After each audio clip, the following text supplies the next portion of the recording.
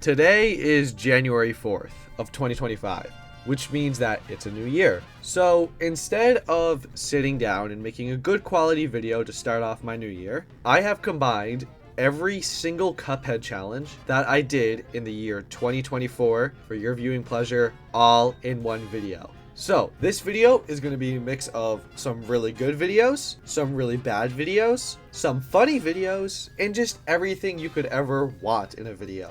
So the videos will show in reverse order. So the first video you're going to see is the most recent video that I made in 2024, and the last video you'll see was the first video I made in 2024. And I'll use timestamps so you can skip to whatever videos you want. I'll throw up like a little intro card before each video so you know what you're about to watch, and get excited because there's going to be a lot of Beaver Longface content for your viewing pleasure. Sit back, relax, and enjoy the longest Beaver Longface video to date. Welcome all to episode 5 of the Cuphead 300% saga. In today's episode we have the charge shot. Now the charge shot is pretty amazing, to be honest, or so I thought. In this video you'll see me point out the many flaws of the charge shot, with some upsides sprinkle in. Don't think it's all bad, so please kick back, relax, and then go down below, like, subscribe to the video, and then you can enjoy. Thanks. To start this challenge we first need to actually unlock the charge shot without using any other weapons, which means we need to P-rank Forest Follies and Treetop Trouble. And look, I don't want to talk about it, but for some reason Forest Follies gave me some issues trying to P-rank it. But now that we have our weapon of choice, it is time for our first boss. I say this every time, but the root pack is essentially the same every time you fight it. The only difference this time is that it felt longer to get through each of the phases. Like, noticeably long. You see, while the charge shot has the highest damage per bullet in the game, the DPS can be a little bit on the low side just because you have to charge it up each time, which means it's really good for bosses that you don't get a ton of chances to hit, but falls off on bosses that are super easy to hit and you still have to do your charge.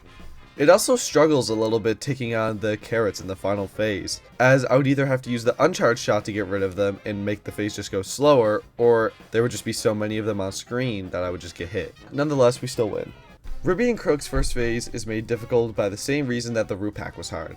All of Croak's little fireflies need to be taken care of, and since I don't have a fast shooting or splash damage weapon, my best option was to use the uncharged form of the charge shot, which shoots slightly faster, but it's also the lowest damage dealing weapon in the game. I found EXs useful here as well, as they have a big splash radius, but I found it hard to line up properly sometimes. Luckily, once we finish that phase, the second and third present zero challenge.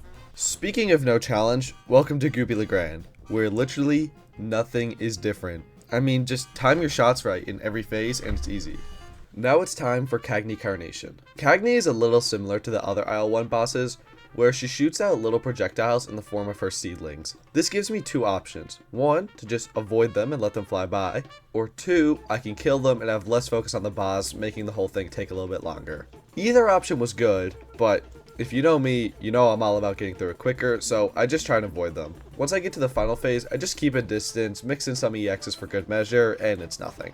Baroness von Bonbon is next, and luckily, she isn't that bad. All of her minions feel super weak to the charge shot, so as long as I'm careful to not hit any of her jelly beans, they go down with ease. As for actual Baroness, her final phase kinda always gives me trouble, but here, we get to see an upside of the charge shot. Since I don't get a ton of chances to hit Baroness during this phase, whenever I do hit her with the charge, it does a lot of damage. So we take her down on our very first try. Beppy the Clown is next, and for this boss, the charge shot is just outright bad. In the first phase, it isn't that terrible. The worst part is that I couldn't shoot the ducks because they're just a waste of a full charge. In the second phase, things got more difficult because I focused a lot on avoiding the dogs, which did cause me to get hit, but overall, it was pretty quick when I just focused on the boss. The third phase is the only phase that I can say with confidence the charge shot performed well in, because it got melted really quick. Final phase, the focus was all on Beppy, and I would try and take out the baseball kids if I felt I had to, and use EXs whenever I could. Luckily, plain bosses are off the table for this challenge, so Grim Matchstick is next.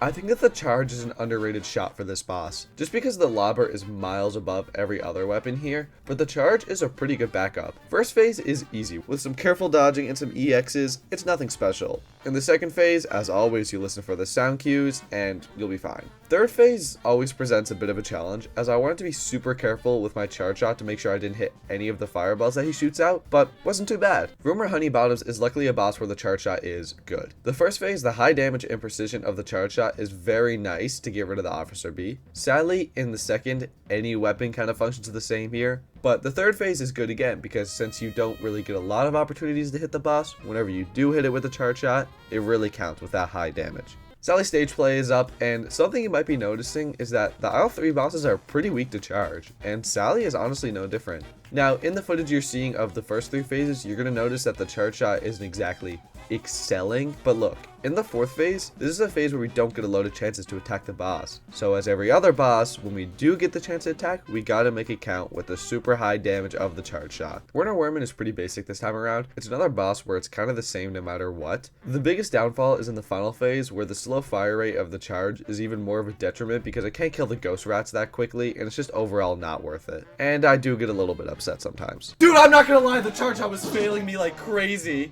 Okay, finally, what's up? Sadly, Briny follows similar to Werner, where the charge shot isn't that amazing here. I mean, Briny is just a terrible boss, so maybe it's not the weapon's fault here. The Phantom Express was the most difficult point in this challenge so far, and a lot of the challenge was in the first phase, where we are constantly getting spammed by his eyeballs, pumpkins, just everything. It was too much for the charge shot to handle. I tried to use the uncharged shot as much as I could, just to break a lot of the eyes, but it honestly didn't even help that much because I was just dealing so little damage to the main boss. So most of the time, I would leave this phase with just 1 HP, or I would just die trying. And the rest of the phases were pretty easy, but all it took was for me to make one mistake on the final phase. I'm done with the game! I was just, oh my god, bro! I beat it eventually though. As most of you know, in these videos, I don't really talk about King Dice that much. And all I want to say is I hate King Dice now. I don't know why I died so many times, but for some reason, the charge was just not doing it for me here. But after many good attempts lost, we did finally win. Oh my god.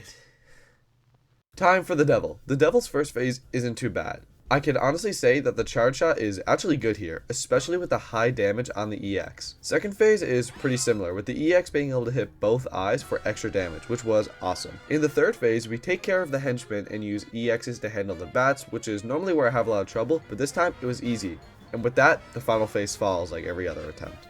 Onto the DLC. Glumstone Giant is first, and honestly the charge isn't bad here. I've actually never used the charge shot in the DLC before, so dare I say it? This was kind of fun. Biggest drawback was the gnomes at the bottom of the screen, but we can just use the uncharged shot to take them all out. Second phase is kind of similar to the first. We can just spam uncharged shots to slowly deal damage and destroy the jumping guys, but I opted for fully charged, well-placed shots just to make it go by a lot quicker and deal with the consequences of all the minions around. And final phase was just same old, same old. I gotta say, the charge did really good on the final phase with its high damage.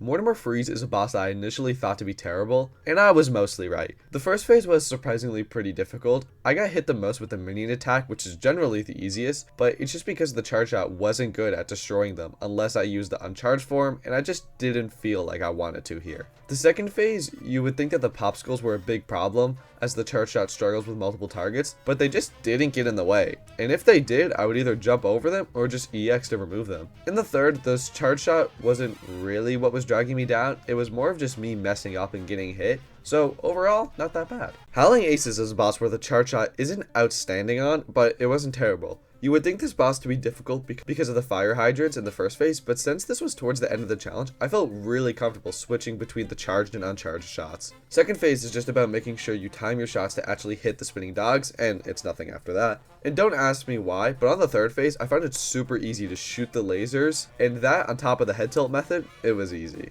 Moonshine Mob. Oh boy. Just kidding! I struggled on this boss for like 5 minutes. The first phase is pretty tough with all the different minions, but I don't know why, I just didn't find it that bad, and it went down super quick if I focused on the boss. With the dancing lady, we do the same as every other time, but again, since there's just high damage on the charge shot and you don't normally get a lot of chances to hit the boss, it goes down like nothing. On the transition to the third phase, we deal a ton of early damage with some EXs and good timed shots, and then we just focus on the nose to destroy it. The dust balls go down in one hit, so that was no challenge, and after the fake knockout, it may as well have been the real one. At long last, we have finally made it to the final boss of the game. This whole playthrough has been a mix of the charge shot being insane and pretty terrible. So hopefully, this boss ends up in the insane column. Chef Saltbaker gave me a great run for my money. It was awful. And on top of all that, I just felt like I was tickling the boss with each attack. That was until I just had a god attempt. I don't know why, but this just went really well. Very similar to the Moonshine mob. I didn't change anything. I just started decimating the boss. Second phase was easy because we can hit all 4 of the pepper shakers, and everyone knows how the third phase is. On the last phase, as long as we focus on hitting our shots and staying alive, before I knew it, the challenge was over. Overall, this challenge wasn't terrible. It was actually only 2.5 hours of footage, which I believe is the fastest we've ever 300%ed the game. But for some reason, I just can't say that this shot is good. I'm only going to give it a 7.5 out of 10. Please don't get mad at me. Thank you all so much for watching, and please go down and like and subscribe. I lied earlier when I said it was the last time, but seriously, it means the world to me if you guys go down, like, subscribe, and enjoy the video. Thank you all so much, and goodbye. A question I get asked a lot, a little too often, is can you make a video where you beat Cuphead without getting hit? And anyone who wants to ask this question in the future, the answer is yes. I can beat Cuphead without getting hit, and I can also make a video on it. But I'm not going to, because that's boring. Instead, I am going to beat Cuphead, but every time I get hit, I lose an input on my controller. Let's go through the rules real quick. First, this is my controller. These are all the buttons on my controller, and they have a corresponding word or symbol to them. Every time I take a hit of damage, I lose the ability to use one input on my controller. Now, if I lose an input like B, it's no big deal, because I actually don't have that bound to anything. But if I get hit enough and lose an input like A, I can no longer jump. I explain it more as the challenge goes on, but for the most part, these inputs are unbound, so I tend to get rid of those first. This intro was going on for too long, so the last thing I want to leave you with is that I also have to beat the entire game in under 40 minutes, just for a little bit extra challenge. So please like, subscribe, and enjoy. And also note that you'll always be able to see my controller in the bottom right, so you can see what inputs I'm pressing. Okay, so this is a no reset speed run. The only way I reset is if I lose all my buttons. So every single input on my controller, I lose it. That's the only way I can reset. The thought was I just didn't have an idea for Saturday's video, and it's Wednesday, which does not give me a lot of time. So I want to do like a different video that's not going to take up too much time. But I want to do like kind of like an interactive video, so in other words, just a stream. Oh yeah. It's not a speed run unless you hit a ledge clip. This video is also gonna be weird for people that don't normally watch the streams, because I really only do speed runs on stream. So any of my regular watchers are gonna be a little bit confused. You're gonna see me use a lot of tricks that I'm probably. I got hit twice. I finished out on 1 HP. So I'm going to get rid of the left bumper, and I'm going to get rid of lock. I just lost L3 and L1. No, I lost R3 and L1. And I messed up my gal. Oh, and I got hit. Alright. So after this boss fight, I need to unbind another weapon or another item. So like I just said, every time I get hit, I don't need to unbind the input till after the boss fight. So it doesn't matter how many times I get hit here, it's not going to lose any inputs until my next boss. You know, I thought that this was going to be a real simple idea. Like, probably take hour and a half. Like, I expected like 2 attempts before I actually beat it, but like, I'm already 4 buttons down. So I just gotta remember that oh, there's another bind. Oh, this challenge was not a good idea.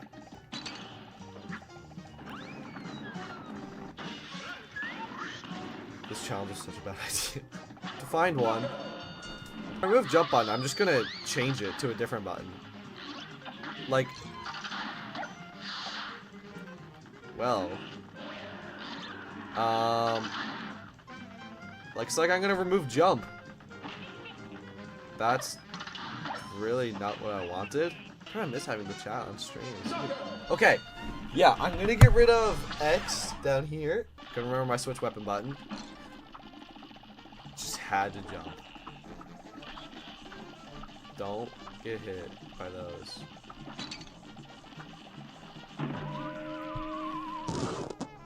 That's 3 buttons. This match will get red. Am I out of buttons?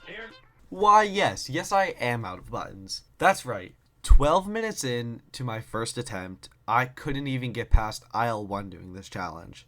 Going into this, I genuinely thought I would sit down for an hour and a half, 2 hours, and get this done easily. I had no idea what I was in for, but luckily, the next attempt does happen to go much better. But still not perfect. Okay, we finished aisle 1. Only got hit 3 times. But dude, that still puts me on track to get hit like 9 times. Yeah, I'm getting rid of all the D-pad buttons because it's the smarter thing to do. Okay, Baroness time. This is a good start. Don't overdo this. Oh! Wait, she should be like extremely weak. She should be like insanely weak. Whew! But you can beat Cuphead in 45 minutes. My fastest is a 33:57. Now, luckily we didn't get hit on Baroness. My only other fear on this aisle is honestly Wally and Graham are the only 2 real challenges I don't like. Why is there a lingering hitbox? Why? Whose idea was that? I might get hit. How weak? How weak? You're not it. Wally! Oh my god, I'm so done with this challenge. Such a terrible idea. So, looks like I was right about Wally being an issue, but luckily the rest of the aisle is super easy. Oh, okay, you know what? We only got hit once. I think I'm gonna get rid of dashing. Chat, I'm gonna make a bold decision. I trust myself to not get hit. I'm gonna get rid of dashing. It's all about remembering that you can't dash. Because I picked weapon swap over that for some reason. My brain is truly... I gotta be studied by science, bro. Because I'm still trying to dash! Oh my god! Oh my god, I got rid of 2 buttons. Alright, Sally. Let's do it. As soon as I get hit once, the run's over. No! No! It's over. It's all over. Okay, yeah, we run it back.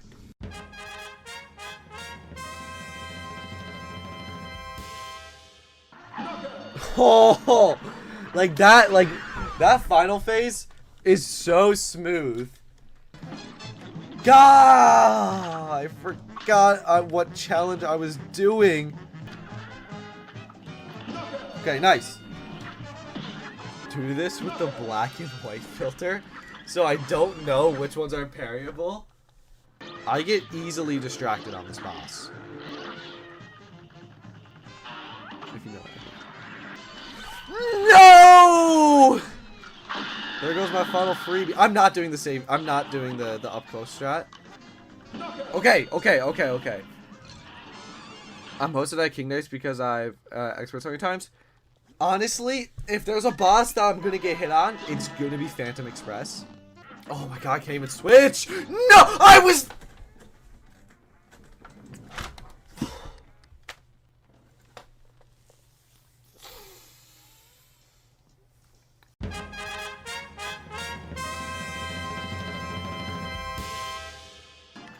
So I'm resetting. I'm resetting. I'm having fun. I want to stop. I just want to stop. I'm done. I'll pick it up another day. I'll pick it up on my own time. I need to stop. Alright, we're back. Doing my favorite challenge, Cuphead, but every time I get hit, I lose an input. Same rules as last time, you know, under 45 minutes, you get hit, you lose a weapon, or you lose an input, blah, blah, blah. It's easy. It's actually not easy. You guys know that by now. Let's get going. Where are you? In my room, where are you? I'm out of grades. Once you come out, Andrew's coming out with the car. Okay, yeah, if you want me to.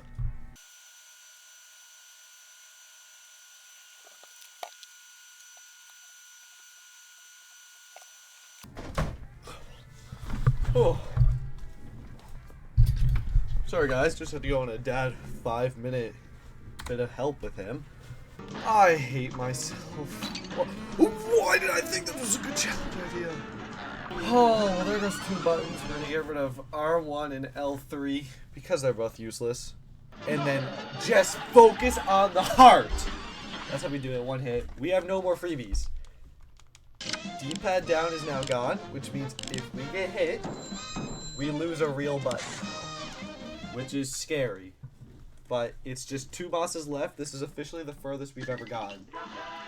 Let's keep it going, baby. We have 13 minutes. For 2 bosses, that's plenty of time. Okay, I actually need to focus. I cannot get hit. Perfect. A great slam and then some. You're up. Don't mess this up, Beaver Longface.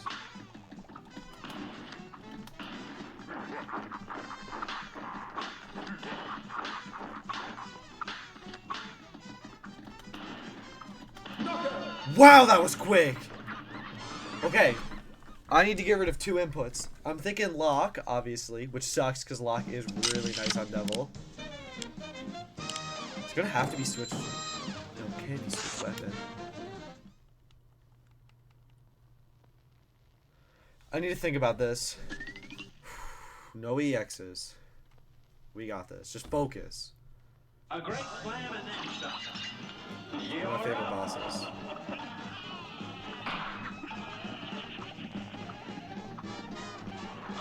No EXs.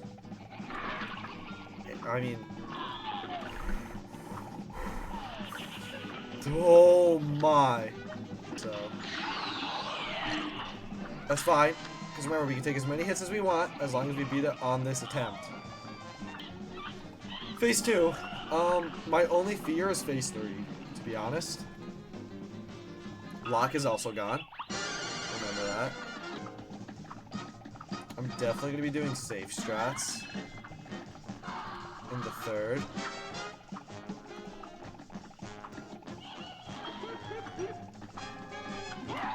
That's fine. It's because we're going to beat it this attempt, right?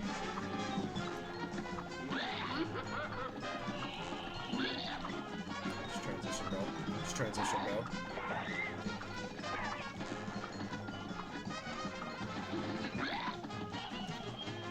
What does the guy got to do to get you transition, dude?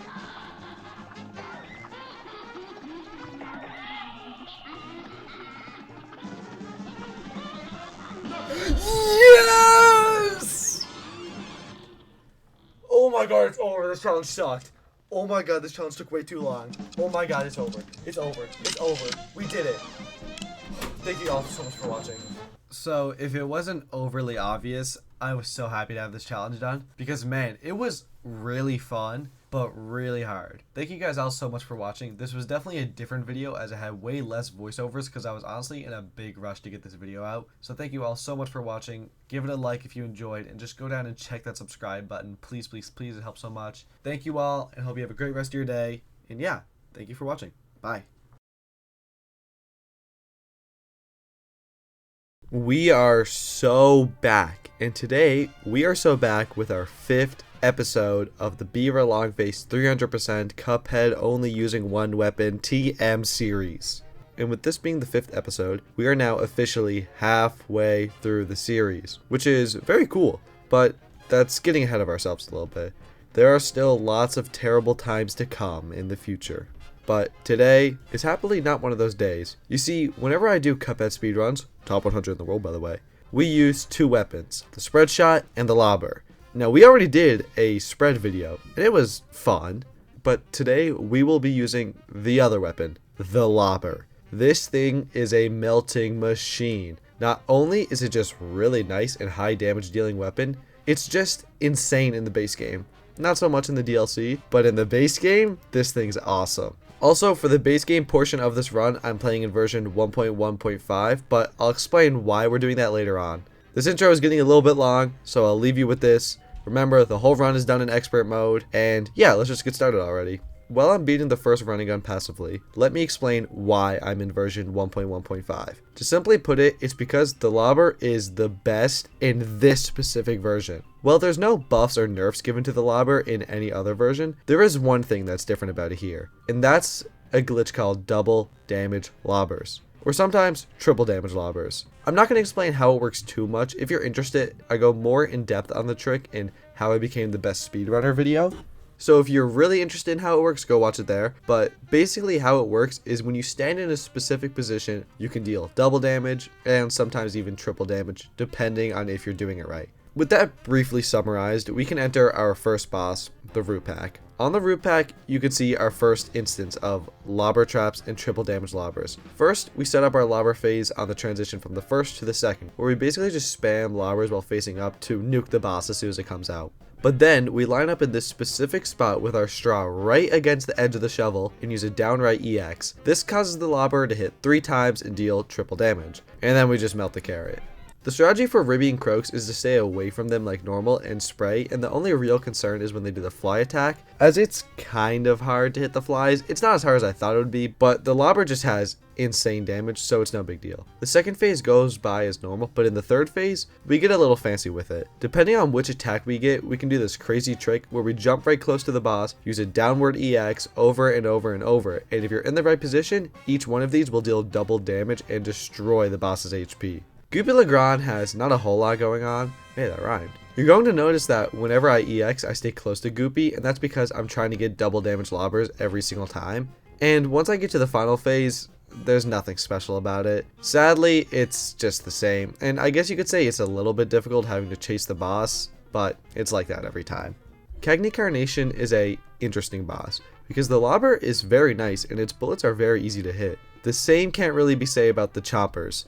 The way that they fly around is just so annoying how they're constantly homing on you, and it can actually make it pretty rough to hit them sometimes. Cagney's final phase isn't terrible either, but you can only really hit her while you're standing on the first platform, so RNG can mess you up a little bit, but luckily it doesn't mess me up enough to lose. Baroness von Bonbon is actually surprisingly good for the lobber, as we can set up lots of mini lobber traps whenever it jumps. Sadly, the waffle forces us to deal pretty infrequent damage and drags on a little bit, but we do get lucky when we get the gobstopper to come out.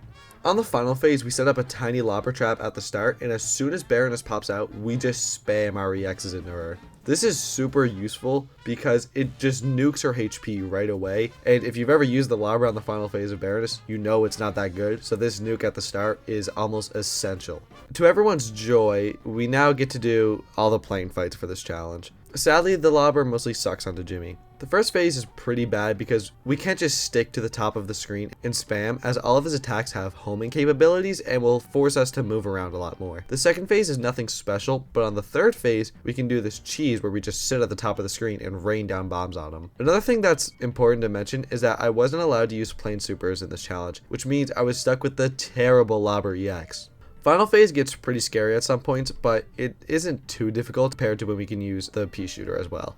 Beppy the Clown is a great example on how insane the lobber can be in the right situation. The first phase is normal, just great damage, real quick, real consistent. It's great. The second phase kind of sucks for the lobber, but if we can spam our EXs, we get through it really quick. We predict the side that Beppy's going to come down on and hit him with a little lobber trap, and then we just EX on him to get rid of him. In the final phase, we set up another lobber trap and just focus on EXing as much as we can here. I took out the baseball kids, but it definitely wasn't necessary. And then we finished the battle with a beautiful double damage lobber.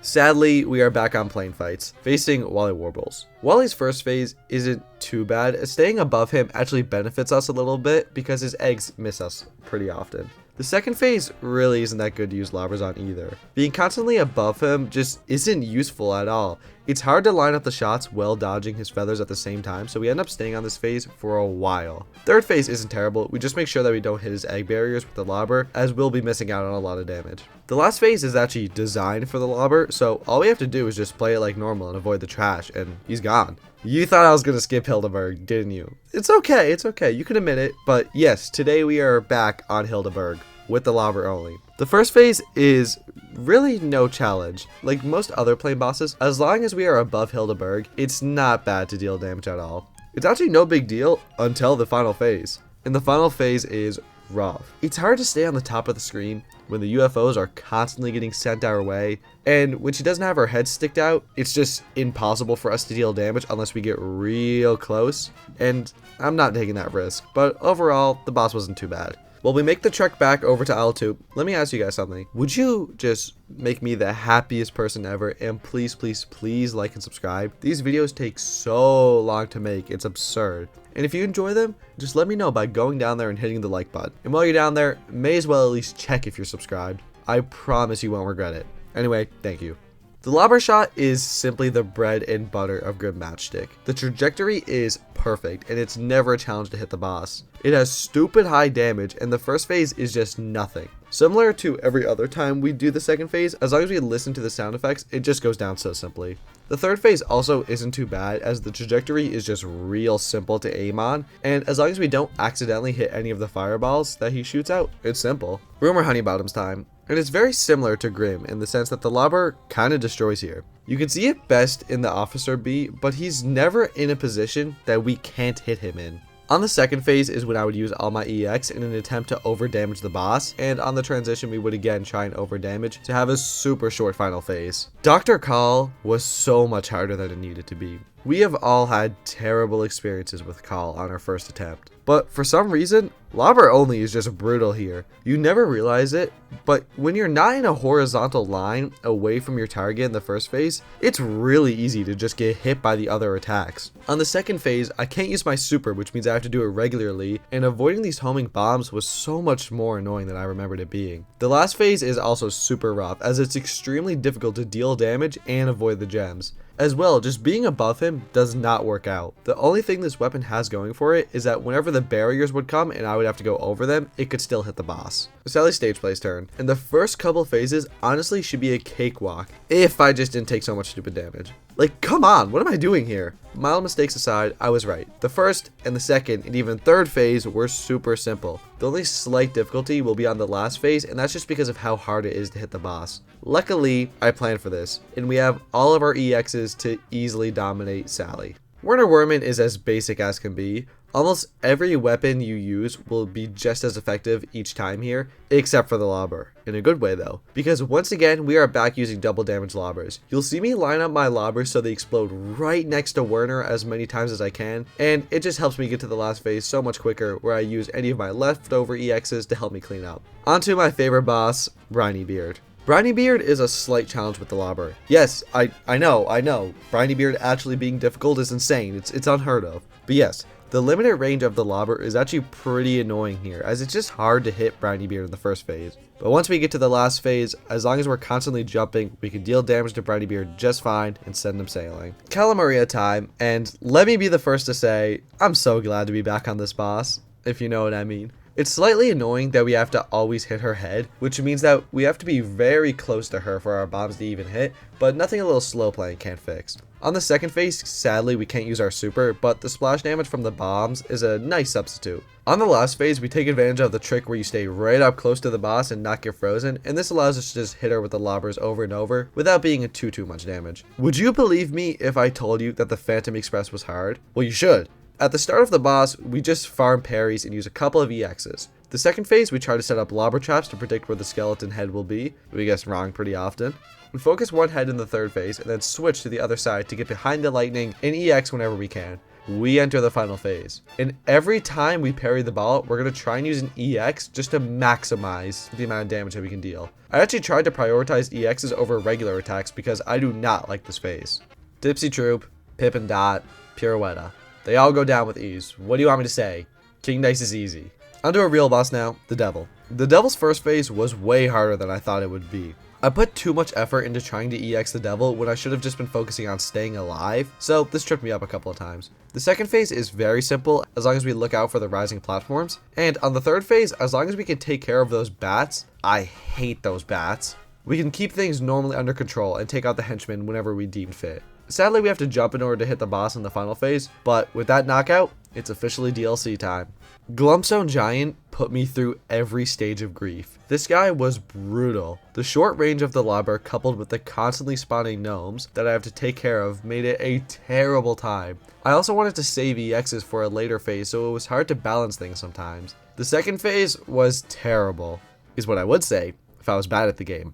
But for some reason on this day, it just all clicked for me, and I got through it beautifully. The final phase was not nearly as fun, as we had to constantly be jumping and moving around in order to even hit the boss, and whenever we do hit him, it's super minimal damage. I also tried to EX whenever I could here, and going for parries, which didn't always work out for me. But with Glumstone defeated, it's time to move on. Mortimer Freeze is up next, and for once, the first phase is actually a slight challenge. Not so much of a challenge as it's more annoying, but hey, he'll take whatever points he can get. I ended up getting hit here a lot just by the minion attack because whenever I would be jumping up, it would just get in my way and trip me up. The second phase, similar to Glumstone, didn't pose as much of a challenge like it normally does, which was really nice. I expected it to be hard to hit the popsicles that he sent out, but it really just wasn't with the Lobber. But the last phase, once you get the hang of it, really isn't that difficult, so for the first time ever, we seem to be making good progress on the DLC. Howling Aces has all the potential to be a bad boss. The fact that I either need to jump or move the plane in order to hit the boss really sucks, especially when the fire hydrant starts spawning, because it just adds a whole other layer of things I need to look out for, and I'm just not down for that. Second phase is annoying but not hard. Like every other weapon, we just want to face one direction and shoot the Lobber till they eventually die. Final phase, I tried to damage the lasers whenever they came into position, but some of them were really hard to hit. But as long as we have a frontal cortex and the head tilt method, a few EXs is enough to take down the Howling Aces. Esther Winchester was not nearly as fun as I expected to be. I really don't like the first phase of this boss, and it doesn't help that in this challenge, the best way to hit the boss is only 50% of the time, when he's at the bottom of the screen. Patience was necessary for this phase, but once we get to the second phase, it gets a lot easier. Not stupid easy, but not too bad. The whole difficulty comes from the fact that we need to stay near the top in order to deal damage, which meant that we'll have less time to react to the falling safes. The third phase suffers from the same as the first, where it's really easy to damage the boss 50% of the time if he's at the bottom of the screen, but nothing some good RNG can't fix. For the final phase, the strat is to just dodge to the top every time and slowly but surely chip down the health. Dare I say it, I didn't feel like giving up as a Cuphead challenge runner while facing the Moonshine Mob. The Lobber did an amazing job in the first phase. The combo of being able to set up lots of Lobber traps and staying above the boss made the first phase a breeze. In the second phase, the strat was just the same as normal. Run in a circle, deal damage when you can. Third phase is also the same as normal, where we just stay on the side that he's attacking on and slowly deal damage. I thought that the last phase would be a challenge, especially at 1 HP, but I was so wrong. To the surprise of nobody, Chef Saltbaker is the hardest boss in this run.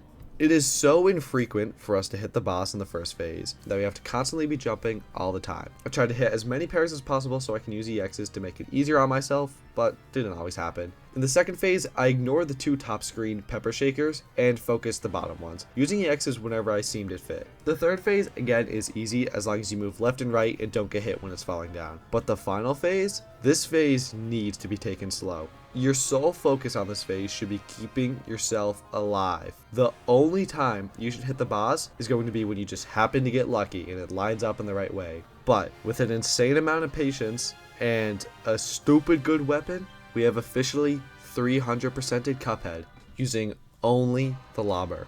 Overall, the Lobber is an amazing weapon. Solid 9.5 out of 10. This video was also very fun to record, and thank you guys so much for watching it. Please go down, like if you liked the video, and then subscribe. You know, it always helps. Thank you so much for watching. I'll see you next time. Bye.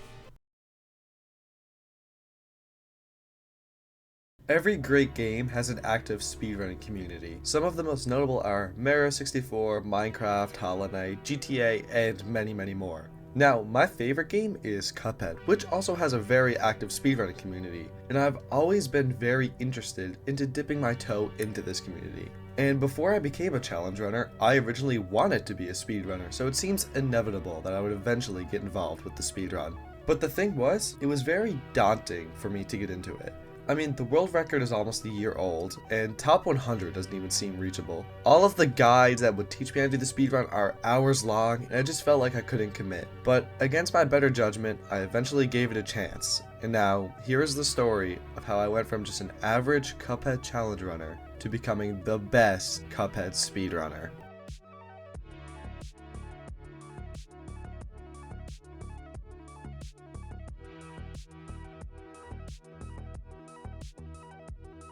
Before I get into this story, let me give you a brief overview of how Cuphead speedrunning works. As most of you know, there are many categories when it comes to speedrunning, but like most other speedruns, the most popular category is version 1.1 plus any percent. In this category, your only goal is to beat the game as fast as possible, using any means necessary. A rough outline of this route for the speedrun would look like this. Start a new save file, talk to Mac the Apple, beat Forest Follies with 5 coins, and buy Spread Shot and Lobber Shot from Porkrind. After that, you want to take out all the bosses in this order. Root Pack, Ribby and Croaks, Goopy Legrand, Hildeberg, Cagney Carnation, Baroness von Bonbon, Wally Warbles, the Jimmy the Great, Beppy the Clown, Grim Matchstick, Rumor Honeybottoms, Dr. Call, Sally Stageplay, Werner Werman, Briny Beard, Calamaria, Phantom Express, King Dice, and then finally the Devil. Time ends as soon as you get Knockout on the Devil. Sorry if that's confusing, but I promise it'll make more sense as we go on. On July 14th, 2024, I went live with the title, Attempting to Speedrun Cuphead for the First Time. In this stream, I just booted up Cuphead with no prep, not knowing the speedrun route or any tricks involved. I simply just had the goal of beating Cuphead as fast as possible. And ultimately, it wasn't that fast. I died a couple times, I didn't use any trick or follow the proper route, which just slowed me down a ton. I kind of just did whatever I thought would be fast, and I was wrong a lot of the time. So I finished with a super slow time of 1 hour and 3 minutes. And hey, honestly, 1 hour for my first attempt isn't awful, but it's definitely not good compared to the good runs. In the same stream, I did try again, and I improved a lot with a time of 47 minutes and 53 seconds. Now, the question is, what changed between these two runs? Well, nothing much. The main difference was just that I died less. But still, 47:53 was a time to be proud of. That is, I was proud of it, until I realized that that would put me at place 282. So maybe I shouldn't be like too proud of it. But nonetheless, I hit submit and then went to sleep for the night. Huh? Who's pinging me at 4 a.m.? This is !YT, an astounding Cuphead speedrunner. He is the number 6 runner in the world on any percent, and he is so close to the world record of DLC percent. So needless to say, he's pretty good at the game. And he is DMing me. In these DMs, he is offering to teach me the ropes of the Cuphead speedrun, giving me tutorials and just helping me improve overall. So I guess that this story really starts on July 17th, 2024, when I had my first call with !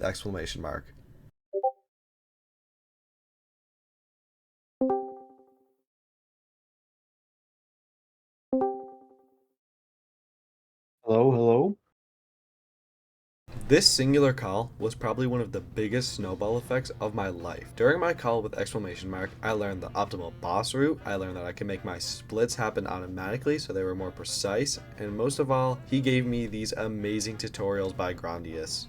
And following these tutorials made me way better at speedrunning. So a massive thank you to both ! and Grandius, because without them, this video would not have happened. So I sat down and watched the videos, and here's what I learned. Did you know that if you stand right here on the root pack and Lobber EX, it deals triple damage, and if you stand real close to any boss and then Lobber EX, it'll deal double damage? And another thing, if you dash right here, frame perfectly, you can clip underneath the level, and if I use an EX and switch weapons real fast, it'll shoot the opposite weapon EX with an extra bullet.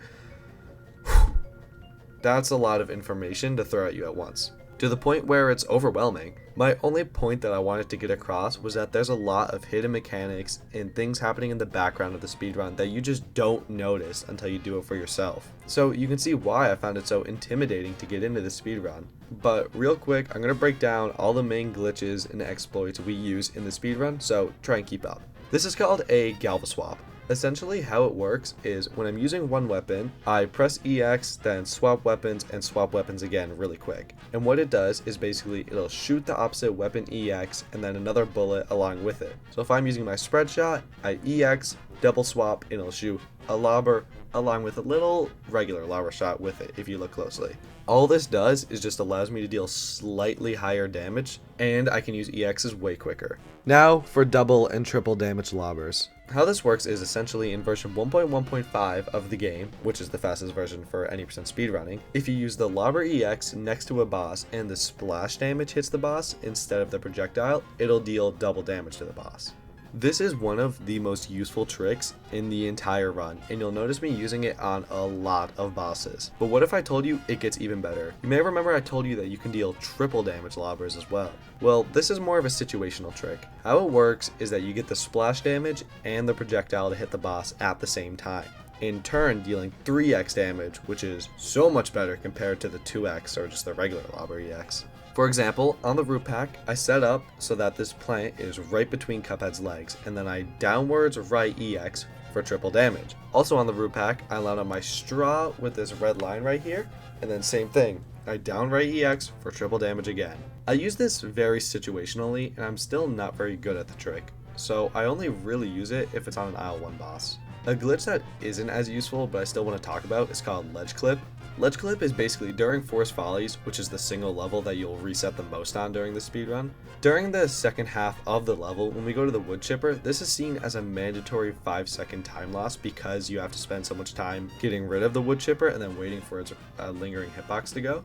But if we fall here, dash frame perfectly, we can clip underneath the level and skip this, and then speed through the remaining parts of Forest Follies. This glitch is actually seen as more luck to hit than skill, just because of how hard it is to hit the frame perfect dash while you're falling. Luckily, there is a backup, where when we fall, if we don't hit the dash properly, instead get hit, land, dash, dash, turn around, jump, EX, and then we get hit again, and boom, we're on the other side of the mini boss and we can speed through the level.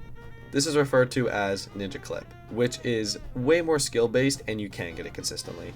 The final glitch I want to go over is called star skip, where basically at the end of the stage, when you're getting your difficulty rating, the 2 stars come in very slowly. But if you spam A or X as fast as you can on your controller, you can hit it frame perfectly and get both stars to spawn at once, which saves 0.8 seconds. Overall, this trick does not save a lot of time and is very luck based, isn't that useful, it's just super inconsistent, but it's also just really fun to go for.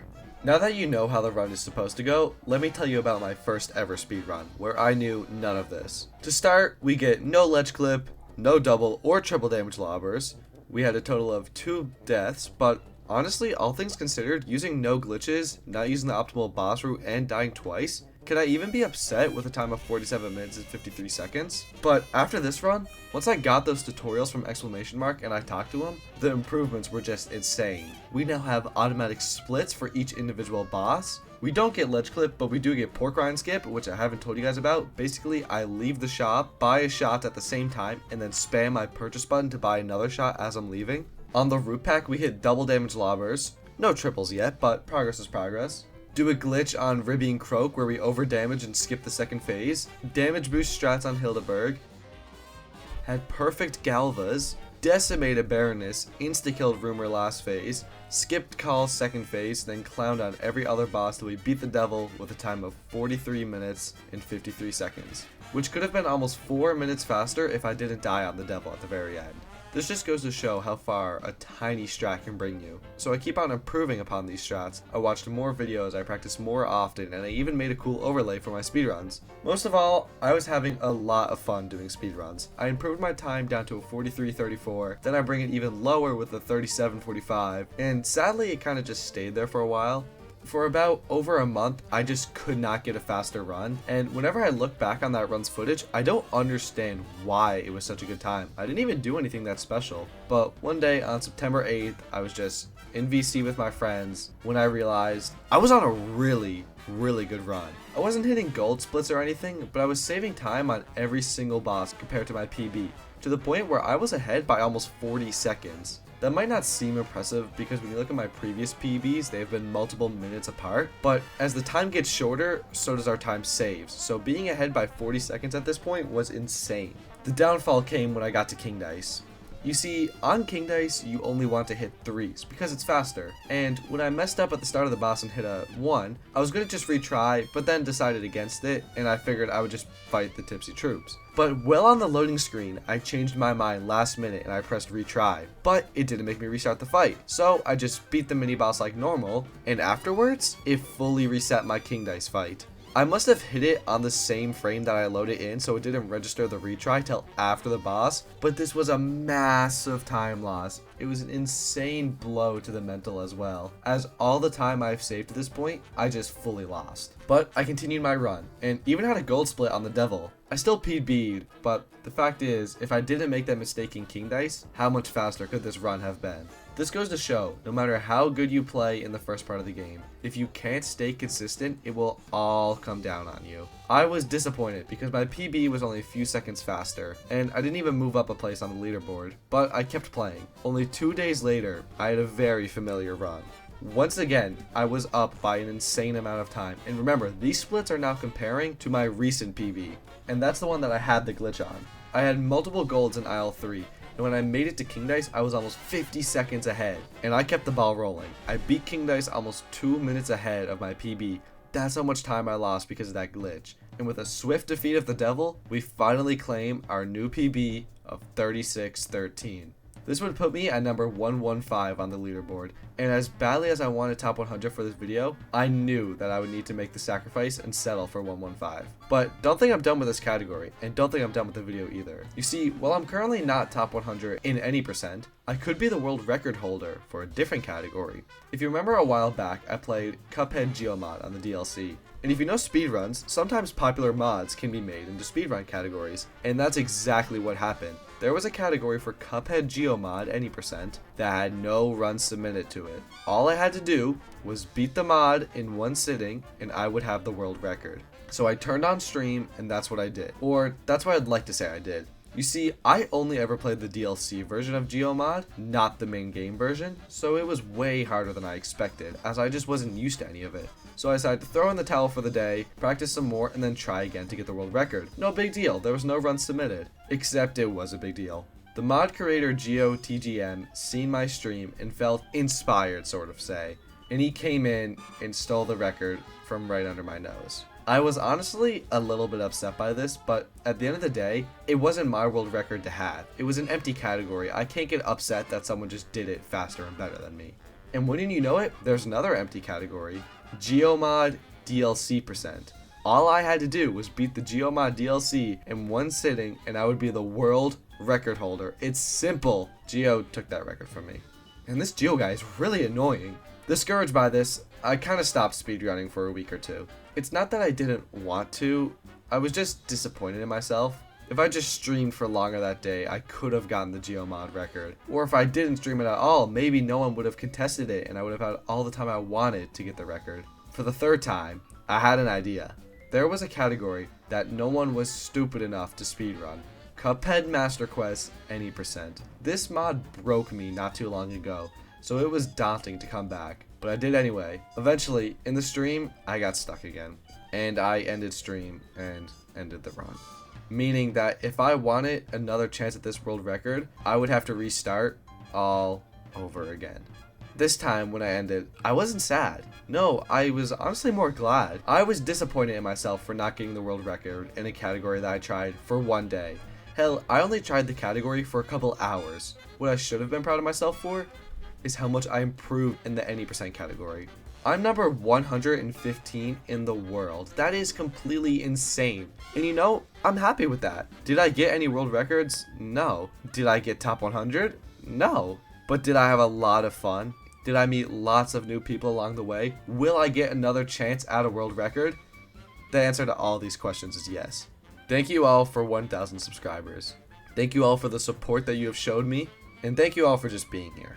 I hope that maybe I inspired one of you to try the any percent speedrun category, or even if I just inspired you to pick up the game and give it a chance, because I promise it's a lot of fun. Thank you all for watching. Thank you again for 1,000 subscribers, and goodbye.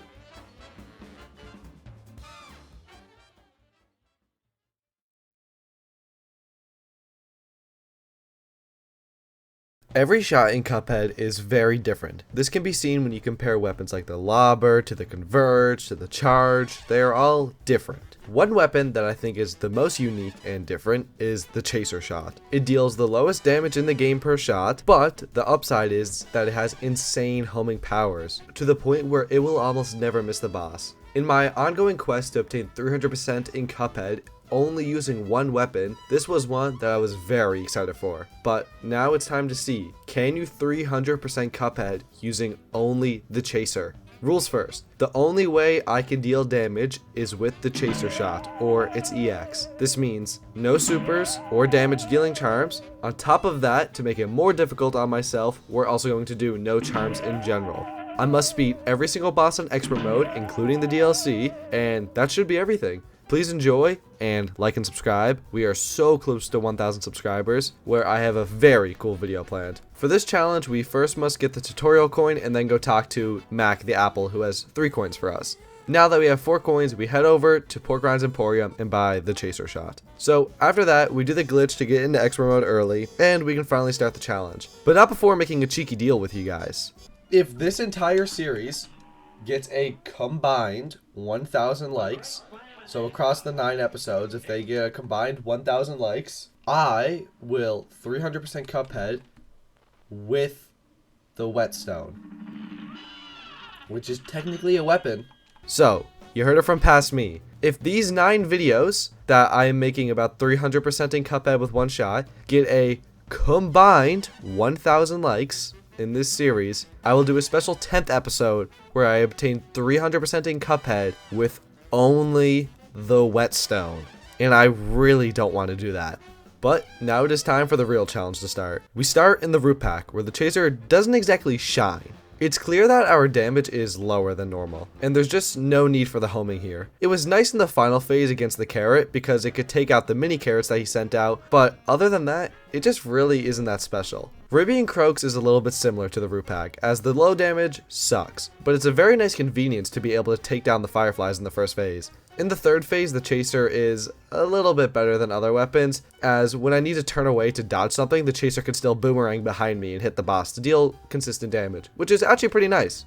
Over at Goopy Legrand, it's really nice to have the Chaser here, because he bounces and moves around so much in every phase, and having a weapon that can just lock onto him is awesome. Now, there's definitely better weapons to use here, but it's pretty nice. And in the third phase, when he's sliding back and forth really fast, the Chaser does really shine. Cagney Carnation is made harder and easier by the Chaser. The lower damage output is terrible, as just being on this boss for longer makes it harder, as every phase is difficult. I found it the worst on the first phase when the constant seeds fell and I was just stuck for so long here. But the upside, whenever the seedlings would come at me, the Chaser can easily take them out. Or I can use the Chaser EX to fully encase myself in Chaser rounds to get rid of the seedlings. Second and third phase are both the same, where the lower damage sucks and you really don't need to take advantage of the homing. I use 2 EXs because once I shoot the second one, the bullets flying around me will stop protecting me and instead go hit the boss. Varanus Bonbon is really nice to have the Chaser for. A lot of her minions will move around a lot, so having the Chaser to lock on is great for the waffle, cupcake, gumball machine, etc. The final phase is also really nice to have a homing shot for, because as I focus on avoiding the heads flying at me, I am consistently dealing damage to the boss. Once I go to Beppy the Clown, we see a downside of the Chaser. While the homing isn't necessary on the first phase, it actually drags me down more than anything, because whenever I try to parry a duck, the Chaser already has a hit robbing me of a full EX card. And this is kind of the same in the second phase with the balloon dogs. Whenever I go to parry, unless I stop shooting, I'm at risk of accidentally popping the balloon dogs and losing out on another parry. The third phase isn't too bad. It's nice when I have to stay away from the boss because I can still deal damage, but the final phase doesn't change much aside from the fact that it just takes longer to beat. Grim Matchstick, shockingly, is a slight roadblock. Like normal, the first and the second phase aren't that bad. It's almost nice to have the Chaser because I can just focus on dodging and not really worry about aiming. But like normal, the third phase brings in the difficulty. Because when Grim would shoot his little fireballs and I would shoot the Lobber, because when Grim would shoot his little fireballs and I would shoot the Chaser, they would just lock onto them and pop them, which would either give me hit or cut it really close. The strategy came down to only shooting when Grim does the flamethrower attack, just so I can avoid this risk. And after a insanely long and boring fight, we almost beat him. This hurt me. But we did beat him for real eventually. Rumor, luckily, is a boss where the Chaser is half decent. It'll lock onto the Worker B minions and stay damaging the Officer B for all of the first phase. While the Chaser isn't exactly essential in the second phase, it is nice to be able to look away and move around from the boss and still deal solid damage. We use her phase transition animation to deal a bunch of extra damage so she's weaker in the third phase, but we don't even need this because the Chaser is actually really good in the third phase. Similar to the second, it's super nice not to have to worry about aiming and just dealing consistent damage. Now, yes, the best weapon for this phase is the Lobber, but Chasers are close second. My good buddy Briny Beard is up next, and the Chaser is decent here at best. Since Briny Beard is always above you, it can be annoying to angle other shots in order to hit him. But again, there's no need to worry about that with the Chaser. We can stand anywhere and still be able to hit him. And the same stays true on the last phase. I can focus on avoiding the barrel and fireballs instead of lining up my shots to have an easy takedown. Sally's stage play is up next, and the Chaser is I mean, the first phase, the low damage is just atrocious. Not that it's a hard phase, but spending a long time on any phase will cause you to get hit eventually. The second phase has essentially the same problem as the first phase, except it's actually a difficult phase. So having low damage means I'm getting hit here or even dying. This caused me to use a lot of EXs here just to get me through it quicker. The third phase has never changed in these challenges. The only thing I could say about it is that if you don't lock on to the meteor immediately, the Chaser's low damage will make it really difficult to pop before that wave comes. The reason I said that the Chaser is on this boss, instead of outright saying that it's bad, is because of the final phase. When Sally is flying left and right, this can be really difficult to hit the boss, so having the Chaser to constantly hit him, it is just so nice. Werner Werman is insanely easy, and let me ask you a question. When have you fought against Werner Werman and said, man, I wish I had a homing weapon right now? Exactly. You haven't. Look at this boss and tell me what phase do you want a homing weapon over anything else on? You don't. The boss is always a straight line away. It's easy. The only nice part about the Chaser is when I jump in the boss's hitbox to spam EXs, but you can do that with literally any weapon. So long story short, Chaser is useless here. Phantom Express is another consistent roadblock, and it isn't overly difficult here. It's more long than difficult. Like, look at the first phase. Notice how the Chaser locks onto the eyes and the pumpkins up top. This is really nice because it allows me to just not have to worry about aiming or dodging. But because the Chaser is juggling these two things to damage, that means that there isn't a whole lot of room to squeeze in a third thing to damage. That third thing being the boss. And that means that our damage output to the boss is very low. So we're stuck on the first phase for a good bit. The second phase, it isn't overly bad because no matter where the cart is, I can still hit the boss. The third phase is also similar to this. I don't have to worry about getting in the boss's face. I can just stay away and slowly whittle it down. The final phase has the same issue that every other phase has in this boss, in that it's just not easy to hit the hitbox. But with the Chaser constantly locking on, it just removes the fact that it might be hard to hit the boss. And I can say with confidence that on the Phantom Express, the Chaser is the best weapon for this boss.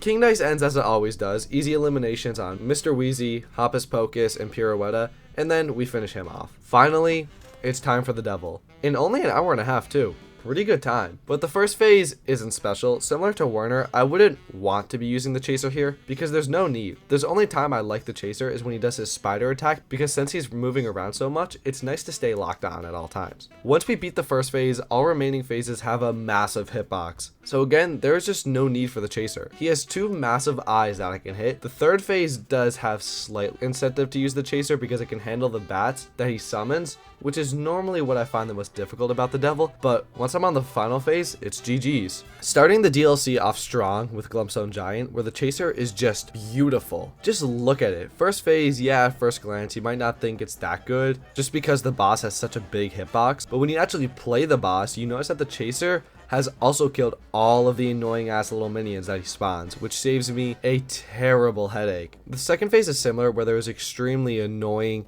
terrible, awful, foul, ugly, stupid, and unbearable minions at the boss spawns, but the Chaser can handle all of that, as whenever they get close and almost land on me, the Chaser will just immediately kill them, and whenever they aren't about to land on me, the chaser can hit the boss. It's just a perfect balance. The only thing I actually need to look out for is the bouncing ball going back and forth, which yes is difficult, but when it's all you need to worry about, it really isn't that bad. The final phase is kind of like the inverse of the first phase, where it's still made very easy by the chaser because it's constantly locks onto the boss to deal damage. The reason why I say it's the inverse of the first phase is because there's no minions to worry about. It's simply just the boss, which makes it super easy. Moving on to King Dice. No? Moving on to Ice King, the chaser does work in the first phase. The constant movement of the boss can make it really hard for a regular shot to damage the boss, but with the chaser, it makes it easy. The second phase is still pretty difficult. We all know that. It's just hard in general. With the fast movements, quick attacks, and popsicles raining down, it's a lot to manage. But what if I told you we can take away one of those aspects? The chaser can automatically destroy any popsicles that start to come down at me, which makes this way easier. The final phase, similar to the second phase, is just insanely hard, except the chaser does nothing to make it easier. The chaser actually makes it harder because yes, I no longer need to worry about the aiming, but you've never needed to aim on this phase. The hitbox takes up 1/2 of the whole screen, so it's just not enough of a perk for the low damage trade-off. This caused me to get destroyed here, and I spent way too much time on this phase, but I was so glad when it was finally over. Helling Aces, I'd say that the chaser definitely isn't bad here, but I don't know if it's good. The upside of the chaser is that in every phase, this boss is really annoying to hit. He's constantly above me or moving around to deal an attack, so the lock-on is very nice. The second phase is just basic. The only thing that I had to look out for was not accidentally starting the secret phase. But overall, not terrible. The last phase is also not too bad. It's really nice to not have to worry about aiming in this phase, but we still use the head tilt method just to be safe. Can I be honest with you guys for a second? I have really grown to hate the Moonshine Mob. Well, maybe not hate, but definitely dislike. I don't even know why I do. I just genuinely do not enjoy this boss fight. But anyways, here we go. The chaser is pretty good here. The boss moves around a lot and he spawns a lot of minions. So having the ability to hit him and still take care of his minions is really nice. The same goes for the second phase. This phase can be genuinely challenging if you don't have the right weapons and charms, and since I'm not allowed to use charms in this challenge, having the right weapon means a lot here. The third is pretty good with the chaser. You're able to hit his nose fairly consistently whenever it gets shot out, and yeah, you're doing very low damage, but you're still dealing damage nonetheless. And since the chaser can home on so well, whenever it shoots out the dust sprites, they just get melted. And I guess the fourth phase exists, just not for long. Here we are at long last. We finally made it to Saltbaker, a roadblock in 80% of all the challenges that I do. But today is a little different, because as most of you know, any lock-on weapon is insanely good on Saltbaker. Saltbaker has annoying hitboxes in literally every single phase, so having the ability to lock on is crazy good. Another nice thing about the chaser is that it makes the animal cracker attack just fully countered. The second phase is a joke. All I need to do is avoid the sneezes and fireballs, and the chaser will just constantly be damaging a pepper cracker, no matter what direction I'm facing. In the third phase, as long as I can avoid the initial fall, I'm completely safe. Not even the final phase presents a challenge. All I need to do is just keep my brain on and avoid him. The chaser just does all the work. And with that, the final knockout, we have officially 300%ed Cuphead, only using the chaser. Thank you so much for making it to the end of the video, and I hope you enjoyed. Overall, I don't think that the chaser is as bad as a weapon as I considered it to be. I think it's a solid 6 out of 10. In its proper situation, it has potential to dominate, but you're not always in that situation. I want to take the time to tell you guys to please like and subscribe. You guys have no idea how much it helps me. And I also want to tell you that we finally have channel memberships. So if you're looking to support the channel, I strongly encourage you guys to press that join button right next to the subscribe button. And I have the price set to the lowest possible, so as many of you can enjoy the perks as possible. You'll get exclusive insight on videos, you'll get leaks on upcoming videos, along with many more perks. And you'll also just get more say of what happens with the channel. And on top of that, if you guys want me to, I can even start making some bigger member exclusive videos just to make you guys feel a little bit more special. Anyways, thank you guys so much for watching. I'll see y'all next time. Bye. Hey, it's me, Beaver Longface, and this is my friend exclamation mark, or Mark for short. You may have heard of him. He's only the best Cuphead player in the world. He has the world record for DLC co-op speedrun, 2nd place in DLC any percent speedrun, and he's 6th overall in the world for Cuphead any percent. Needless to say, he's pretty good at the game. And he agreed to do a Cuphead Blackout race against me. the guy who has lost every 1v1 he's ever been in. But this is different. This time, I actually won.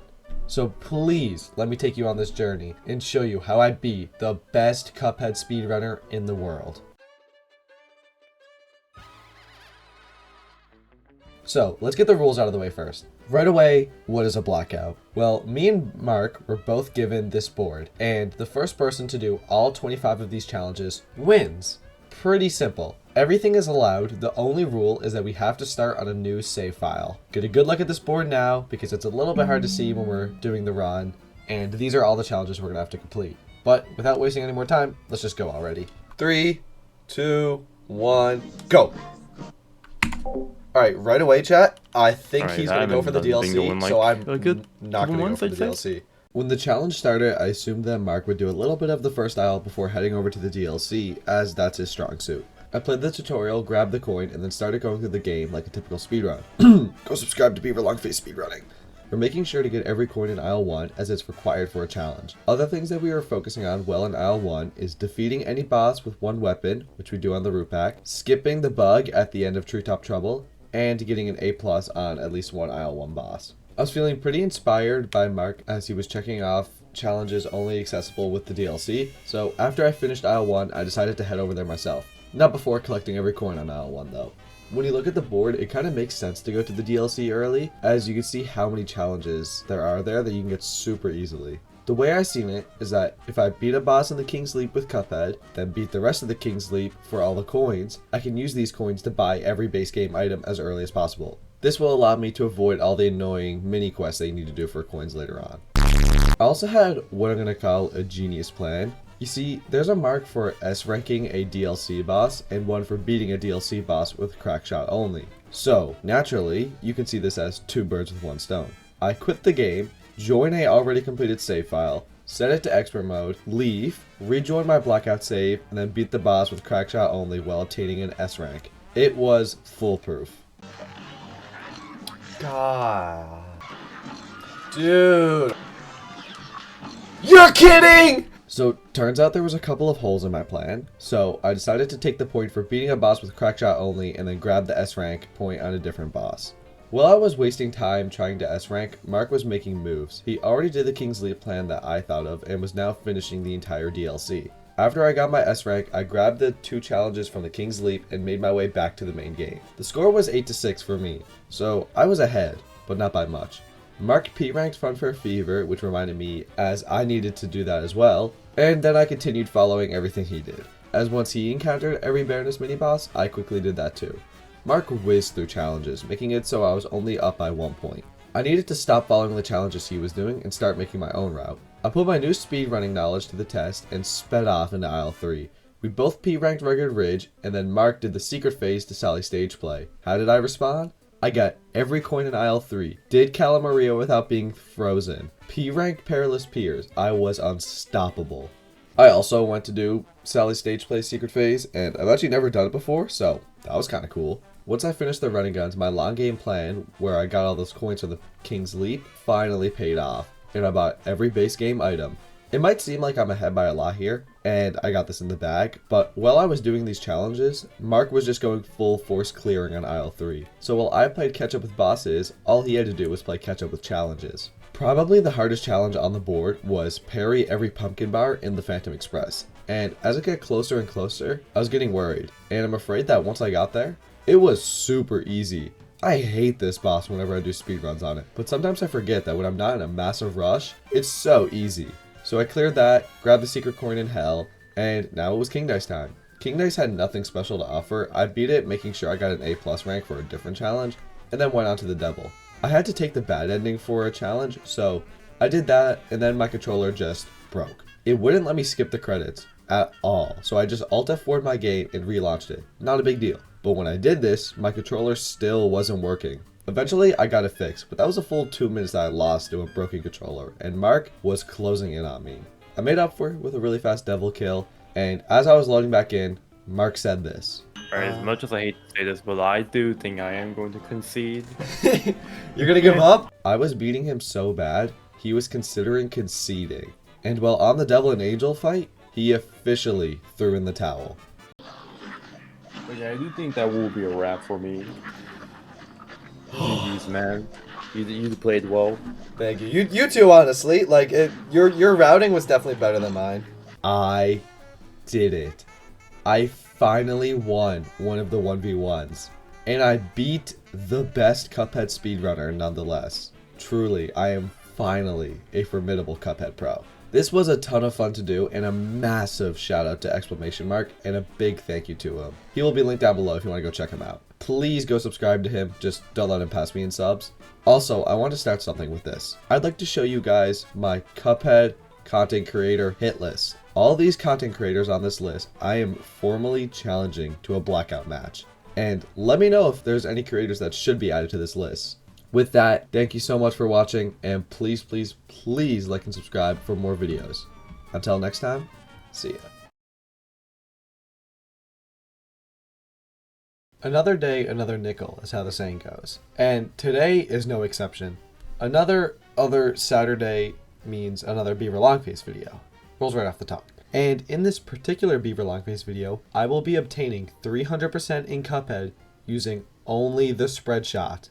That means beating every main game boss on Expert and DLC boss on Expert. But first, let's go over the rules. First, the only way I can deal damage is with the use of the spread shot. Second, no charms. Third, no supers. Fourth, no glitches, except for the Expert mode glitch, so I can skip normal mode. And fifth, have fun. Because at the end of the day, that's what we're here for. Not really. With that all out of the way, let me take you to the second episode of the 300% saga. Also, please like and subscribe. These videos take a ridiculous amount of time to make, and so many of you aren't even subscribed. So please make my day a little bit better, and please subscribe. And like while you're down there as well. Thanks, and goodbye. To start the challenge off, we go to the Root Pack, where, similarly to the Peashooter challenge, they aren't really too different to how I would normally fight them. I have nothing good or bad to say about this weapon on this boss, other than that the EX is really nice in the final phase because you can jump up in EX to hit most of the bullets. Next up is Goopy Legrand in A Rush of Ooze. I feel like I never actually say the names of the fight, I kind of just say the boss names, so we're changing it up. Anyway, this weapon is a little annoying to use on the first two phases, because whenever he bounces around I need to chase after him in order to actually deal damage, but it's all made up for in the third phase because since he doesn't have a hurt box, I can jump EX at the perfect time and all 8 shots will connect with the boss to deal massive amounts of damage. And with that, on Hildeberg. I'm just kidding. We actually aren't going to be doing any plane bosses in this video. Well, because the plane doesn't necessarily have a spread shot. The only 2 possible shots on the plane are the Peashooter shot and the Lobber shot. So that means that next time we see a plane fight will be in the Lobber episode, which means our real next stop is over at Cagney Carnation. Cagney was a little bit of a challenge because it shows how poor the range of the spread shot is. If I'm not on the closest possible platform to Cagney, I can't deal any damage. And the EXs on this boss absolutely suck because whenever I use them, I'm lucky if I hit 1, maybe 2 bullets. And those deal absolutely no damage. But terrible range aside, it overall wasn't that bad. People seem to be a big fan of saving the best for last, but I decided to save the worst for last. Well, the worst of aisle 1. Because, trust me, this challenge took 8 hours and it gets way harder down the line. Welcome to Ribby and Croaks. A normally not so bad boss turned into something that took way longer than it should have. Let's go over the positives first though. First is that the wide spread shot allows me to take out the fireflies almost effortlessly. And if we get really close to Ribby and Croaks and crouch, I can hit both of the hitboxes, which doesn't deal any extra damage, but it does charge my EXs twice as fast. Too bad the EXs are useless though.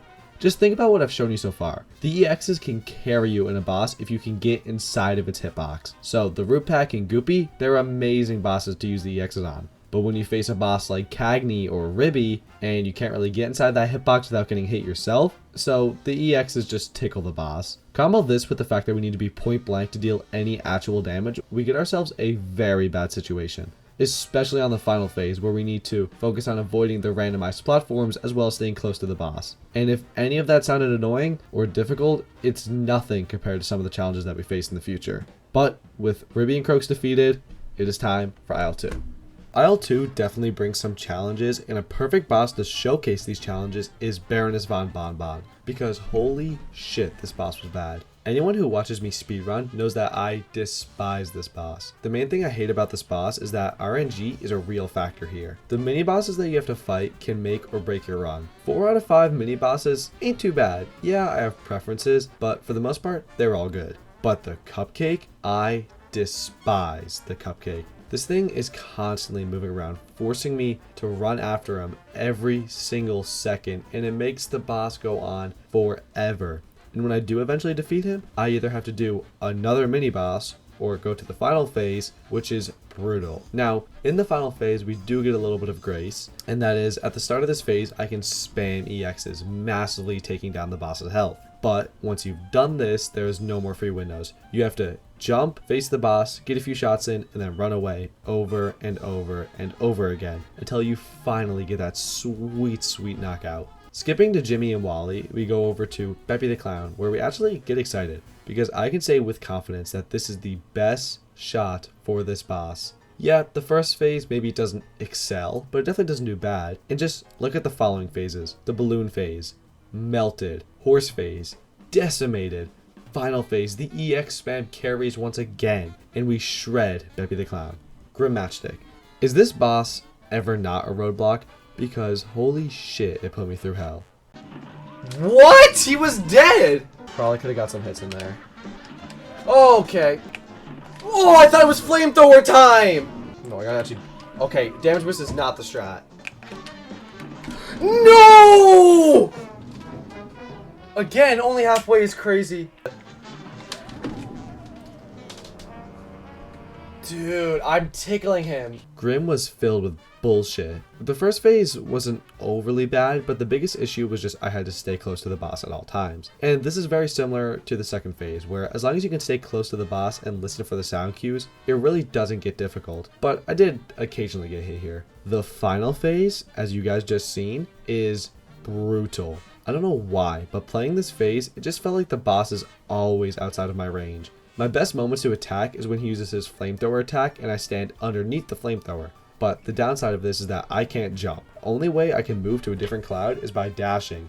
And this dashing messed me up so many times. Hours upon hours of effort was just trying to beat this. And when I finally did, I was just feeling on top of the world. Yes! Oh my god! It's crazy how aisle 2 is the shortest aisle in the whole challenge, but I genuinely think it took the longest amount of time to beat. But don't worry, there's still lots of challenge left in this round. Rumor Honeybottoms is very similar to how it was in the Peashooter video, with the main difference being that the spread shot is actually really strong, so I can just melt through every single phase. And it just makes her final phase have almost no HP, so I can get through it extremely quickly. Next, we head over to Briny Beard because I'll do anything to get this boss over with. There's not a whole lot to say about Briny Beard. The general strategy just consists of staying close to the boss and backing up whenever he uses his squid shot attack. In the final phase, it is very important to stay close, as when he does his laser, when you crouch down, you can still hit him with the spread shot. Sally's stage play can really be summed up in one word, and that just being, it's a breeze. I mean, the boss already isn't hard, so give me a high damage dealing weapon with the only downside of it being that it has no range. Sally doesn't even move that much. It is extremely easy to just stay right up close with her, so it's just not hard. Even in the final phase where she's constantly moving, the shot isn't even bad. I'd argue that the spread is one of the better shots for this phase, because all you need to do is jump and you will hit her. Werner is also low-key the same. I mean, he moves a little bit in his first phase, and some of his attacks require you to stay a little bit away from him, but it's not hard. The second phase, he almost entirely stays stationary, so while I wouldn't EX here, it doesn't mean you can't plow a load of damage into him. And don't think I forgot for a second that you can EX spam through the final phase, making this boss have zero challenge. I know I've said this about another boss before, but I genuinely think that every time I play the Phantom Express, I just like it less and less. I don't think it's a bad boss, but it's just not for me. The first phase is kind of lame, the same old, staying close to the edge and parry whenever you can. Very similar to the Skull phase, but you do need to be a little bit more careful with your parries as it's much easier to mess up. Lollipop and the Conductor gave me a surprising amount of challenge, and the only reason behind that is because I just rushed myself every time. You see, the spread shot is really good, especially when you factor in the fact that you can almost insta-kill one of them if you just spam your EXs. And once one head is down, all you need to do is just take your time and wait for the next one. I would wait for the bone wheel to come down before I parried, just to minimize the chance of me getting hit. And whenever I parried, I would try and use EXs whenever I could, but I would never take the unnecessary risk. And before I knew it, it was time for Inkwell Hell. The day I struggle in Hell will be a very cold day in Hell. It'll also be known as the same day that I go over the mini bosses in detail. All you need to know is that I went for the Tipsy Troop, Pippin Dot, and of course Mangosteen. If you're wondering why I picked these 3 bosses, it's because you can get extremely close to each of the mini bosses to just destroy their health. Speaking of destroying, King Dice is already dead. Yeah, sometimes I forget that once you get this boss down, it's just really easy to beat. The Devil isn't overly bad either, because the spread shot is actually one of the best weapons for the Devil. It can do insane damage in the first phase, with the only caveat being that I need to jump, and in the second phase we can just spray into his eye. Third phase, EX spam, and when we get to the last phase, we literally just look up and win. S rank, by the way. It still feels weird not having the Devil as the final boss, but it also feels weird that over half of my footage is on the DLC alone, so that just goes to show how much of a challenge this place is going to be. Glumstone the Giant shockingly isn't too bad. His first phase is extremely basic, with the only thing being that I need to stay close to the boss, but I'm used to that by now. The second phase is essentially the opposite of how it was in the Peashooter video, because I can actually kill the little bouncing bugs so easily just by looking up at them. And the third phase is not in the slightest bit hard. Just keep alternating platforms and shooting up, and it's just as simple as that. Yeah, it takes a while to get the win, but we still do get it. Mortimer was honestly quite difficult, and I don't fully know why, but he took a lot of time. While I was fighting this boss, moments of it felt like I was playing Dark Souls because of how fast I just needed to react. Especially on phase 2, since I needed to stay so close to the boss in order to deal any damage, I had to react to all of his various attacks super quick, and I just got hit by them so many times. And sadly, the final phase doesn't get any easier. I'd honestly say it gets harder. On top of me being bad at this phase, needing to stay close to the boss when I'm on low health and dodge some of the hardest attacks the DLC has to offer, the hardest of which being the ice cream and the cup attack, it just makes the whole thing extremely difficult. But we do beat it. We waste absolutely no time to move on to the Howling Aces, and after spending an hour on Mortimer, it was nice to move to a boss that I was pretty confident in. The Howling Aces is honestly a really good boss to test weapons out on. I don't think that there's any bad weapons that you can use on this boss that would make it objectively bad. The first phase is also all about just keeping balance of dodging and damaging. Second phase is as easy as standing on the edge and killing the mini dogs, and same as always, once you have the head tilt method down, you basically got this whole boss down.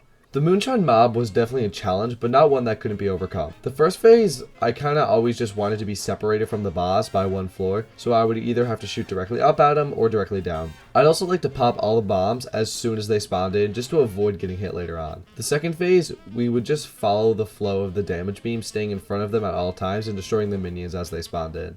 The third phase actually presents a good challenge. I found it best to just stay on the side with the tongue moving around in order to deal damage, and then when the dust balls became too much, I would just focus on getting rid of them and then switch back to damaging the tongue. The final phase was actually a little difficult because remember, the spread shot has very poor range, but it turned out it really wasn't a big deal as all I needed to do was lock in and jump. There's no doubt that some of these DLC bosses were really difficult only using the spread shot, but they were all nothing compared to what Saltbaker had in store for me. Going into this, I really thought that Saltbaker wouldn't even be that bad, but he was insane. The first phase is just a straight bullet hell. I used the strategy of parrying sugar and then EXing in order to deal damage, and it actually helped me out a lot. But the hardest part of this whole boss was honestly on the second phase, which normally doesn't happen. A normally fairly easy phase with not that much going on turned super difficult, and the reason for that being that I couldn't hit the top 2 pepper crackers. Turns out that not being able to hit half of the hitboxes actually makes a big difference in how easy the phase is, and this phase dragged out so much, and I was just bound to get hit eventually. The third phase goes over swimmingly, and the last phase is definitely hard, but it's also a phase I've practiced staying alive on, so we managed to get it. Yeah, like a nice little toss. It wasn't anything that you could easily cut. Yeah. And she just hit it off her foot, and like it hit the tire of the truck. And it's like, bro.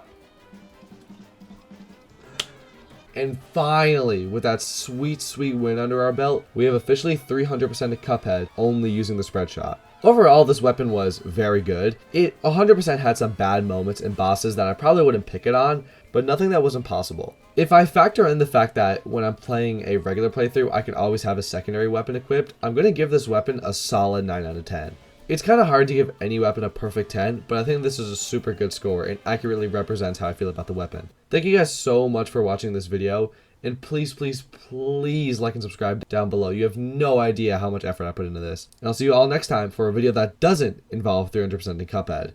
Thank you all so much, and goodbye.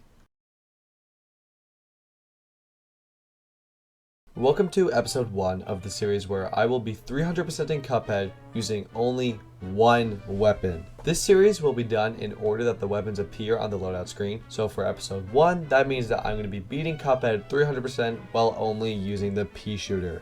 Some other important things to know here is that there are no charms used, no supers, and every single boss needs to be beaten on expert mode in order to get the 300%. DLC included, of course. I'm going to go over my opinions of the weapon in each boss fight, but some of the harder bosses will definitely be gone over in more detail compared to the easier bosses. And at the end of the video, I will be giving the weapon a score from 1 to 10 to accurately show how I feel about it. So sit back, relax, grab a drink, and enjoy. And subscribe, please. So first we're going to use a glitch to get into expert mode right away. Yeah, you heard that right. As soon as we start the challenge, we are cheating. Well, not actually. If you enter a boss in expert mode, then leave, when you join a new save file, it will automatically put you in expert mode. So it just saves us the time of having to do a full regular mode playthrough, then doing expert mode. Because you do need to beat the game on expert mode in order to obtain 300%. Root Pack is honestly no different than how I would normally fight them. The straight and accurate shots are actually really nice here because it's just a big target and they're extremely easy. Ruby and Croaks is kind of more of the same. The only thing I could say is that hitting Croaks Fireflies was actually pretty difficult because of how accurate you need to be with the shot, but in the end they fall. Aisle 1 is honestly kind of easy the whole way around, and Goopy is no exception. The only thing about this boss is that it just jumps a lot, so it's a little hard for me to deal consistent damage, but that doesn't make it difficult by any means, it just makes it annoying. For this challenge, we are going to do plain bosses, and I point this out because plain bosses won't be in every single episode of this series, it'll only be in the Peashooter episode and the Lobber episode. But at this point in the game, the only plain shot that I have is the Peashooter shot, so the boss is just done as normal. I had the damage boost where you can deal a lot of damage using EX, which was something I guess, but Hildeberg was kind of just easy. Rounding off Aisle 1 is of course Cagney Carnation, who is a little bit difficult for sure, but definitely not that bad. Cagney already is a hard boss on Expert, and adding the ultra precision needed to use the Peashooter, it becomes a bit of a challenge. The hardest part of this boss was trying to kill the little homing chompers, but in the end we do take him down. Aisle 1 was borderline baby mode, but once we get to Aisle 2, things definitely won't be so simple. Baroness von Bonbon was the first boss that actually gave me a challenge in this run. And I think the main reason I struggled so much is because every single one of her minions is constantly moving. Waffle, moving.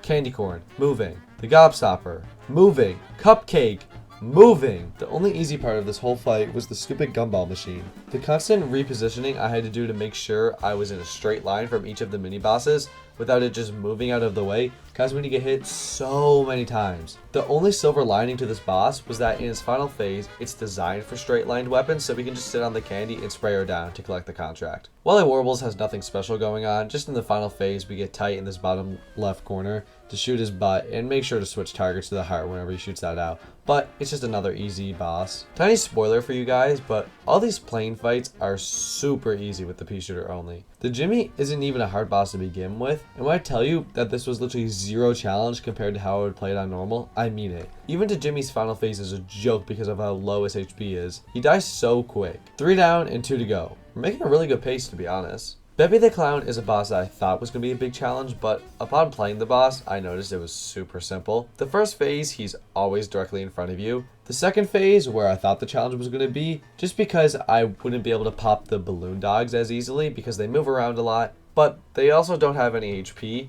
So just a random scattered shot would hit them and pop them with ease. Third phase is just like the first phase, where he's just always a straight line away. And the final phase, you just sit inside of his hitbox, so it's a surprisingly easy win. I think that saying Grim was easy is definitely a stretch, but I don't know why this boss took me so long to beat. The first phase is just basic, and the second phase is a little bit annoying because I had to stay low to actually hit the boss, but the final phase is easily the hardest of this whole boss, as I needed to be low enough in order to hit the boss, and I couldn't really use EXs because I didn't want to risk splitting the fireballs that he sends out. But with enough attempts, we do eventually get it. Rumor Honey Bottoms is super easy until you get to our final phase, so let's go over why.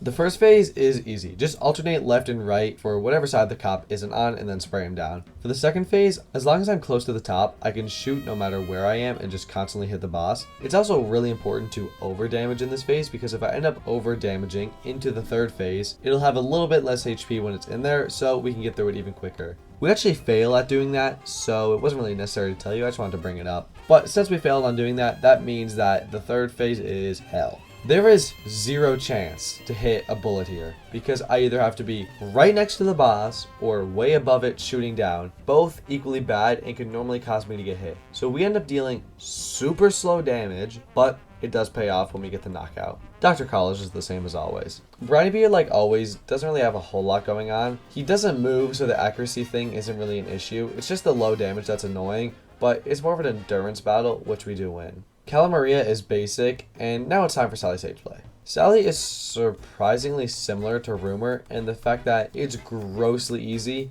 until the final phase. If you can't tell by now, the only fall off of this weapon is that it shoots in a straight line, meaning that you have to be dead accurate, and if the boss is moving around, you're not going to hit your shots. And this phase has a boss that moves a lot, and I can't sit and be accurate because the umbrella is constantly chasing after me. So after being forced to run around the arena for a minute, we finally do get the win. The Peashooter is actually a shot I wouldn't mind bringing into the Phantom Express because the straight line is actually really nice here. In the first phase, it handles all the eyes really well. The second phase isn't special. The third phase, we're able to hit each head from the other side of the map, which makes it really nice and risk-free. The only struggle phase is the final one, and that's because any non-homing shot here is bad. So because it's so hard to deal consistent damage, we kind of just have to focus on dodging, and we do eventually take him out.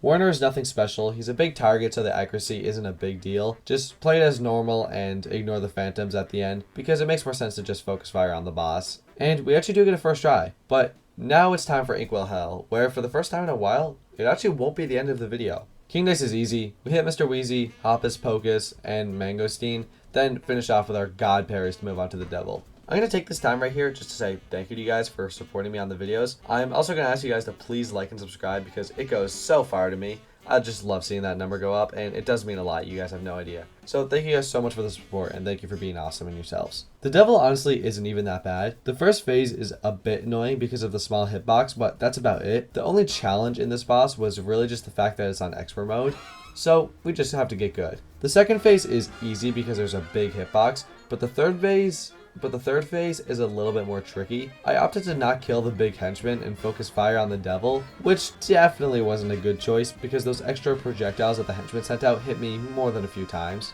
But once we get to the final phase, it's GG's and we can move on to the DLC. Glumstone Giant gave me a disgusting amount of difficulty. To start, his first phase is just hard as it is, and I need to be jumping or on an extended platform in order to actually hit the boss. The second phase is a complete and utter hell. The constant jumping bugs and bouncing balls made it so difficult to just do the fight, and you can't even shoot the bugs to destroy them because you deal such little damage and it's so hard to hit them that by the time you could get one of them killed, it's already on top of you and you're getting hit. The final phase isn't too bad as long as you lock on and aim for the boss, and keep mindful of what platforms are gone. And we do hit a pretty cool move here, I gotta say. Mortimer Freeze is a slightly more ramped up Glumstone, but it honestly took way less attempts to beat. The first phase is free if you just lock on. The second phase is super difficult even without the uber low damage dealing weapon, and we also have a similar problem with the popsicles like we have with the bugs from Glumstone. We deal such little damage that the popsicles just won't be destroyed by my shot, so they're gonna hit me unless I avoid them. The final phase, all you need to focus on is dodging because the whole side of the screen is a hitbox, so we don't need to worry about aiming too much. Howling Aces is genuinely free, which surprised me so much because I thought that the moving platform would make the boss so difficult, but but it makes the boss so easy because I can just stand on the moving platform and move underneath the boss, shoot up, and just destroy it. Second phase, we just face one direction and then slowly take out the dogs. And as for the final phase, once you have the head trick down, it's free. Speaking of free, Esther Winchester is a boss in the game. The Moonshine Mob isn't hard as long as you have some spatial awareness. The second phase isn't too bad because you just stay on the middle and move when it's red. But the third phase, that's where it gets different. The tongue is lethal. It has the most erratic moves and does them with such speed, and when it flies out at you, it makes it so hard to consistently deal damage. I found myself chipping away at this boss. And because of our low damage and hard to hit shots, the dust balls stack up so easily, and there's almost always two dust balls on screen. Sometimes even 3. But eventually we get it. So far this whole video was taken less than 3 hours to record, but this boss doubles that amount of time. Saltbaker alone took me over 3 hours to beat. This boss is not built for the Peashooter at all. To start, the first phase is a bullet hell, but we knew that. Saltbaker is always like this. What we didn't realize is that Saltbaker's hitbox is constantly on his head, meaning that it's constantly moving, it's small, it's up in the air, and we know from previous bosses that those are not good combos. So we have to constantly be facing up, trying to hit his face, which makes us distracted so we're not focused on dodging and we're easily getting hit by his other attacks. The second phase isn't overly bad. It's definitely slow because I can't hit the top 2 pepper shakers easily, but it's not that bad. The third phase is just running back and forth to avoid him, and once we get to the final phase, things get a bit different. The goal here is to just hit the tiny, moving heart. Again, not a good combo. The Peashooter sucks here, and I really hope that I'm not making this boss look easy, because I promise it was not. It took me easily over 3.5 hours to beat this boss with just the Peashooter, so I really do hope you guys appreciate that. But like I said, we do finally beat him. And overall, I'm going to give the Peashooter a 5 out of 10. I don't think that this weapon is good in any sense, and I probably wouldn't pick it on any boss in specific, but being stuck with it, it really opened up my mind to this boss and realized, hey, this is a free weapon that you get at the start of the game. It's not meant to be good, you know? You're given it by Elder Kettle, and you're meant to find a new weapon. But I think it's definitely a slept-on weapon, not one that I'll pick up again, but I would encourage you guys to try it out. So, thank you for watching, see you next time. Thank you, like, subscribe. Any viewer who has been keeping up with the streams lately has probably noticed that I've been doing a lot of Cuphead speedrunning lately. I typically run the Cuphead any % category, where the goal is to just beat the game as fast as possible. But originally, I wanted to run Cuphead All Achievements category, but that doesn't exist yet. So today, I decided to take it upon myself to make my own Cuphead All Achievements speedrun. And it's important to note this run was done on version 1.1.5 of the game, and this is not fully optimized. There's multiple moments in the run where I could have done this way faster. And I also won't be going over every single trick, just the ones that I think are important enough to this run. But with that out of the way, please enjoy. The speedrun starts actually not on the save file that we're going to be playing on. We join a different save file where I've already beaten the game, enter Hildeberg on expert mode, that's important, and immediately quit out and then join a fresh save file. Because this activates a glitch which gives us expert mode without having to beat the devil first. It will essentially save us having to do a whole other playthrough. We leave Elder Kettle's house and walk over to Mac the Apple. He gives us 3 coins, and then we enter Forest Follies where we will try and get 5 more coins. We run through the stage as fast as possible, and I try to time my jumps so I use them right at the end of the dash and then dash again, which is known as a dash cancel, to maximize my speed.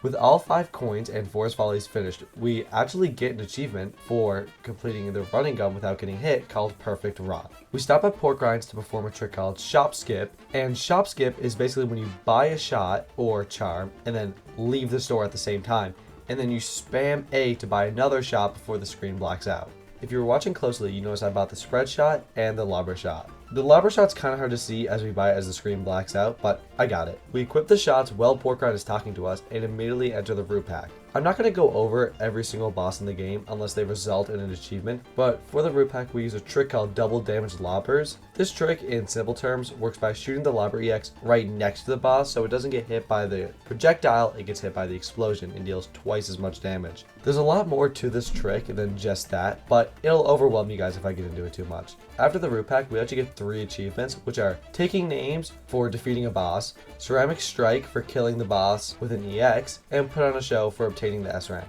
Nothing too special happens on Ribby and Croaks, we just make sure to get at least an A rank on every single boss for an achievement later on. We take a pit stop at the mausoleum to grab the first super and clear the rest of aisle 1 with no issue, only stopping to do the other running gun pacifist and redo the first running gun as a pacifist. Now that aisle 1 is done, we just get a bunch of achievements. We get parry persistence for 20 parries, Sheriff for A rank on all aisle 1 bosses, and a walk in the park for just beating the aisle. On aisle 2, we take down Baroness, walk around this shortcut for the cutting corners achievement, send Grim back to where he came from, picked up Super 2, shot down Wally Warbles, which gave us parry performance for 100 total parries, P rank Funfair Fever, wish for Jimmy to stay dead, send Beppy back to the circus, and finally P rank Funhouse Frazzle. And we are now ready to move on to aisle 3. If going over aisle 2 felt really quick, that's because we didn't really do much in aisle 2, so we are going to slow it down a little bit on aisle 3 because there was a lot more to it. After defeating aisle 2, we get the boss achievement for completing all A ranks and a day at the fair for beating the aisle. Also, this feels like a good time to say we are so close to 1,000 subscribers, so I would love if you guys could just hit the subscribe button, and while you're down there, like the video.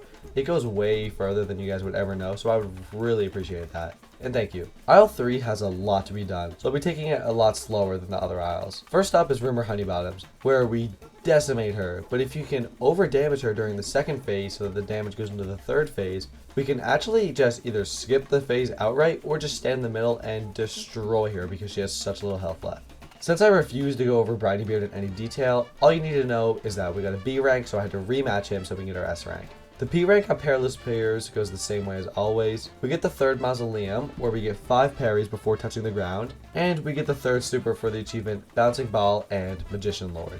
Only interesting part of Werner is that we got through the second phase super quickly, making use of the double damage lobbers, which I thought was pretty cool. We P rank Rugged Ridge to get the Pacifist achievement, and Coffer's Fool for collecting every coin in a running gun. Dr. Call is pretty similar to Werner, where the only interesting thing is that we essentially skip the second phase with the use of our super, then go on to Calamaria, which goes the same. The only difference is during the final phase we stay close to her face to avoid all of the freezes, which I thought is pretty sick. Sally's stage play is a waste of time, so we go to the Phantom Express next. Getting our A rank so we can get the Mare and a trip downtown achievements. There are also hidden coins scattered around the map that we've been picking up along the way, so we pick up our final one and then go buy everything in the shop. Well, almost everything. In my confusion, I realized that I forgot to get the coin in the tutorial all the way at the start of the game, so I had to walk all the way back to aisle 1, but at least we get High Roller for all coins and Butter and Eggman for buying everything in the shop. King Dice is forever free, and it also takes forever, so all you need to know is that we got Casino Night, and we also got Rolling Sixes for beating King Dice on 3 HP. We join the Devil for the Selling Out achievement, and then we beat the Devil for Swing You Sinner. We get the King achievement for A ranks on Inkwell Hell, beat the Devil at his own game for beating the game on Expert, and Soul Save for just beating the game in general. But we are still not done. We have one more achievement left, where we have to beat a boss with only the Tiny Plane. Normally, this achievement is insanely difficult, but luckily, this achievement works with mini bosses too. So, inside the King Dice fight, the horse mini boss can count as beating a boss with just the mini plane. So if we just go through King Dice, stomp on the horse, kill him with just the mini plane, and as soon as we see knockout, we can end time to get a rough 1 hour, 56 minutes, and 34 seconds. Now, remember, this was not an optimal run by any means. In a real Cuphead speedrun, they don't even time the loading zones, so we lost tons of time by timing them. That doesn't make a lot of sense. Anyway, we'll keep going. But I died multiple times throughout this run, quite a few wrong turns, and outright just missed achievements that I had to go back for. So I think it's definitely possible to get a sub 120, but it's for someone else to do, or maybe me for another day. Thank you again so much for watching, and I hope to see y'all next time. Goodbye. After completing the hardest Cuphead mod ever made, I decided I would relax a little bit, just do some easy challenges for videos and not stress myself out too much. Until the creator of the mod subscribed to my channel, which is obviously him challenging me to play the other super difficult mod that he made, but on the DLC this time. So, here is me playing the Cuphead DLC on Cuphead Geomod. Real quick, Geomod is basically a difficulty mod that makes the game way harder and changes some of the weapons and charms. Here are all the changes on screen if you want to read them. I'm not going to go over them, only the ones that apply. And for anyone wondering why I'm not doing the DLC on Master Quest mode, it's because it doesn't exist for the DLC. The only difficulty mod for the DLC is Geomod because Master Quest is only compatible with the Legacy edition of the game. So, without further ado, let's do the Geo mod. Starting off is going to be Glumstone Giant. For him, we use the Roundabout, which got a little damage nerf, and the Crack Shot. Mainly use the Crack Shot in this boss. Obviously, we use Miss Chalice and Super 2, which were both unchanged. The sad thing about Geomod is that bosses either have a lot changed or not so much changed, and Glumstone falls into that second category, at least for his first phase. His second phase is the one that I consider to be the hardest of the 3 phases, but I went a little bit crazy here. I genuinely think that the 40 plus hours on Cuphead Master Quest has made me an all-around better Cuphead player, because I would have never been able to do this before. After we beat the second phase, we go inside Glumstone for his final phase, and it's similar enough to Expert mode, except for the fact that there's more dudes shooting things at us, and some of the meat that Glumstone spits out is parryable. But with the Crack Shot melting his HP, he quickly falls. Almost a Geomod S rank is nuts. I don't expect this to take that long. It's definitely a possibly one thing stream. Mortimer Freeze actually gave me a little bit of trouble. His first phase was simple with Chalice and just using the Crack Shot to consistently damage him. Sometimes his snow minions would hit me, but other than that, it's really easy. His second phase gets a lot more extreme, where on top of his highly increased speeds, he has double popsicles and his Fridge attack always has a big, medium, and small ice cube coming out of it. And these ice cubes have way better tracking, so they're always landing on top of you. With a surprise to no one, the last phase does not get any easier. While still using the Crack Shot to carry us, we deal as much damage as we can while still being conscious of all of his other attacks. The hardest of which being the Bucket attack and the I-Beam attack, but he falls just like Glumstone Giant, and it's easy. Also, another thing I want to point out is that Geomod changes some S-rank requirements to make it harder, so I thought I had the S-rank here, really didn't. Because there's no way he's not. Oh! We just S-ranked! We just S-ranked! Did I parry enough? I don't think I parried enough. Did I parry 6 times? I don't know if I parried 6 times. No, you have to parry 5 times. Bro. Please. The secret boss is easy as always, and I'm pretty sure we actually first tried him. But here was a turning point for me. While the bosses haven't been overly difficult, some of them still give me a little bit of trouble, and the main reason for that is the low damage output that I had. I used the Crack Shot because in the base game it's a really good shot, and it had no nerfs or buffs to it, so I figured it'd be solid in Geomod. But that's the thing about Geomod, it buffs some weapons too. The Chaser, a normally bad shot, got buffed to deal 0.5 more damage, which can really add up considering how fast it shoots. So from now on, we almost always use the Chaser whenever we can. Okay, there we go. Chaser did good. Howling Aces isn't brutal. I gotta say, the hardest part has to be the first phase, and I really don't know why. It's not even that the mod made it more difficult or even changed it that much. I just couldn't handle the first phase for some reason. The mod made it so the dog on top throws his tennis balls a lot faster, and that's about it for the changes of the first phase. Second phase is the same as always. Maybe there's more letters on the screen or the dogs are spinning faster, but it doesn't matter because you honestly cannot tell. Final phase, we use the Converge Shot on her, and then we use the head tilt method to basically make this boss on easy mode, and just claim another victory. Oh, I know it's... That's the S rank! That's the S rank! Redemption! Redemption! Oh my god, we're so good! We are so good! 3 minutes. Full HP, full parries, full supers, full skill. That's the S rank. We're S ranking everything. This is easy. This is easy. This is easy. For Esther Winchester, we actually changed our loadout, which is very rare for us. Because I don't really like the Miss Chalice playing that much, so instead of using the Astral Cookie, we end up using the Heart Ring. It's important to note that the Heart Ring in Geo mode is changed so you can get the extra HP on parries 3, 6, and 9 versus 1, 3, and 6 that is in the base game. So we go for a lot more parries. First phase isn't anything special. I found that Esther switched floors on the saloon a lot faster, but that was about it. Second phase has a super clear speed increase compared to normal, and the safes fall way quicker. On top of this, the gold and money bags that shoot out have immense speed to them, so it's a really difficult phase. It is super easy to get hit if you just stop moving for half a second. Third phase has a lot going on, but if you know what you're doing, you're gonna be fine. We parry almost every piece of meat that we can, and we just spray him, keeping mindful of all the other things that could hurt us. Her fourth phase has her line of sausages moving up and down so much quicker than normal. We get close and use supers, but that's really all that we can do that's special here. We do our best to avoid any attacks, and you know, we just do good. That and then responded to myself. Am I the best to do it? Am I genuinely the best to do it? Holy cow.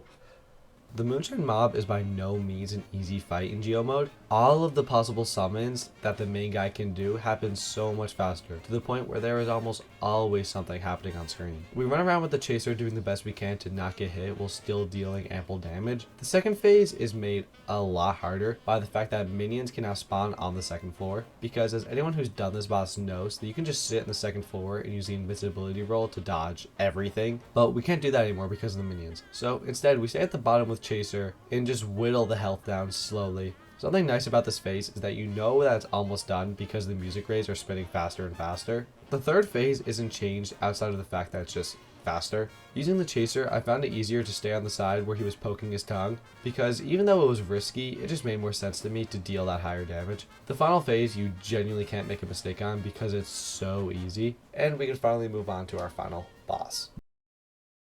Holy schmoly, Seth Saltbaker was not easy. This boss took over an hour, which is pretty average for a challenge run, but most of, if not all of the bosses took around 20 or 30 minutes, so it's a lot. His first phase doesn't have much change, just an extra fireball on top, and it all happens a lot faster, but don't think that it's easy by any stretch. Arguably, and probably the hardest part of Saltbaker is his fireballs on screen. So adding another one makes it super hard. And Saltbaker is already a really fast boss. The first phase can just be summed up as a complete bullet hell. So now imagine it at 1.5 speed that it's normally at. Phase 2, thankfully, gets rid of the bonus fireball, but it doesn't get easier. I didn't imagine that making the pepper sneezes happen more often would make the boss more difficult, but it really does. Third phase has probably the coolest change because everyone knows that the hardest part of the third phase is just his initial fall down. So how do you make the phase harder? You just make him fall down more often. You can fall down twice or even up to 3 times on this phase depending on how much damage you're dealing.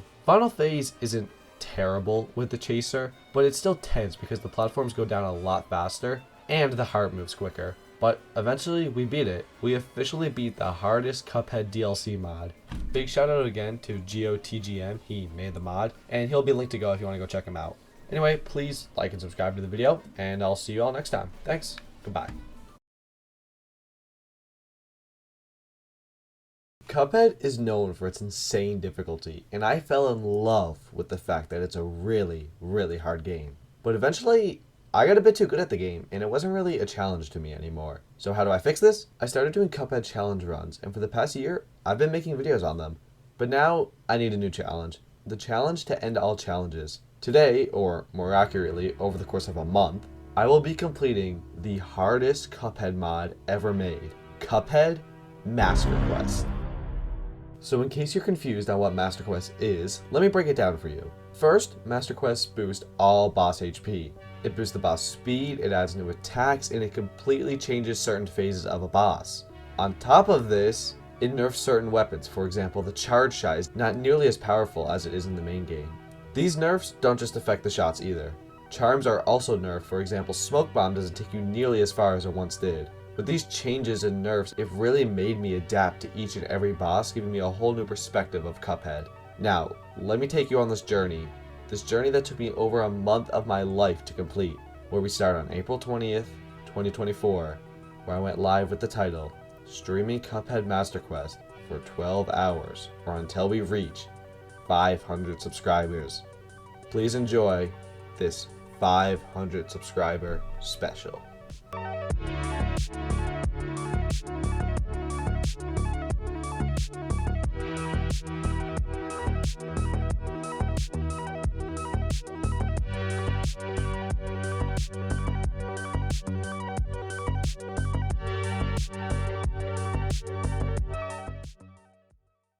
Cuphead Master Quest starts like every other Cuphead playthrough. We played the tutorial, grab the coin, talk to Mac to get 3 bonus coins, and do the first running gun to collect 5 coins. Now, sorry to disappoint everyone, but running guns are not changed in the mod, so I won't really be going over them in any detail at all. Also, another thing I want to point out is the timer. This is not a time challenge, it's just that during the first recording, it was a part of a 12-hour stream, so the timer's just there to signify the 12 hours, not for the actual video. But with all that out of the way, let's go to our first boss, the Root Pack. With the roundabout and spread shot equipped, as well as smoke bomb for the charm, we load into the root back and immediately notice one thing, that the potato is shooting way faster than normal, with his final rounds of dirt being near impossible to dodge. On my first attempt, I felt pretty good considering I was able to get all the way to the onion, until I seen just how fast his tears fell. These tears were significantly faster compared to expert mode, and on top of that, the boss has increased health, making it so I have to stay on this phase for even longer than normal. Eventually, after being tired of being destroyed, I equipped the heart charm as the smoke bomb nerfs were too much for me to handle at the time, and the extra HP will definitely come in handy. Eventually, with enough headache, we make it to the carrot, or in other words, the final phase. The first thing I noticed is that there is a lot more carrot minions, and his I-beams shoot way faster than normal. The main strategy I used consisted of running back and forth avoiding the I-beams and hoping my roundabout shots would destroy all the homing carrots, which worked pretty well, until it didn't. So after that super close attempt, but a mere 10 minutes later, we beat the root pack, and it's our first Master Quest boss off the list. 1 down, 18 to go. Holy cow. Oh. Welcome to Goopy. You may have noticed a slight time jump in the recording. That's because we tried Ribby and Croaks for a while, but we weren't really getting anywhere. So what's new with Goopy? On the surface, nothing much, other than him just moving faster.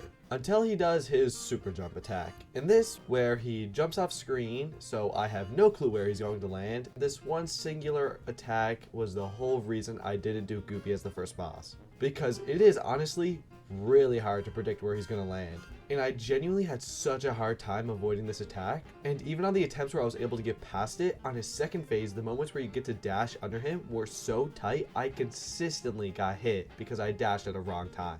These seemingly small changes actually turned Goopy into a fairly difficult boss, and I'm not even done yet. On the few attempts I was able to get to his final phase, you'll notice these mini Goopy dudes running around. Yeah, those ones. These guys are originally from the first running gun, but the creator of the mod decided to add 2 of them into Goopy's final phase, which doesn't seem too bad because you can just kill them, right? Wrong! These little guys, when shot, stay down for a couple of seconds then immediately get right back up, which made the whole boss super annoying. Luckily, Goopy's final phase can never really be made that difficult, so once we got there, we were pretty good to kill the boss. No way! Why did I have to open my big dumb mouth? Why?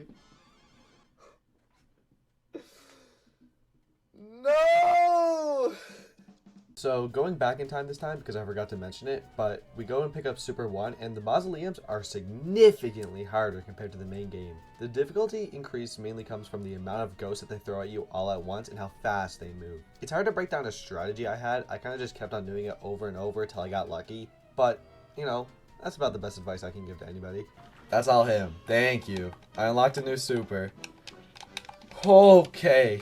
Well, after getting Super 1 and failing Hildeberg for about an hour or so, our next stop was at Ribby and Croaks, everyone's favorite Cuphead duo. Well, they're not my favorite anymore, because holy cow. These guys were definitely the first big roadblock of the challenge. And don't worry guys, there's going to be a bigger and harder roadblock in the future. So let's break down Ribby and Croaks.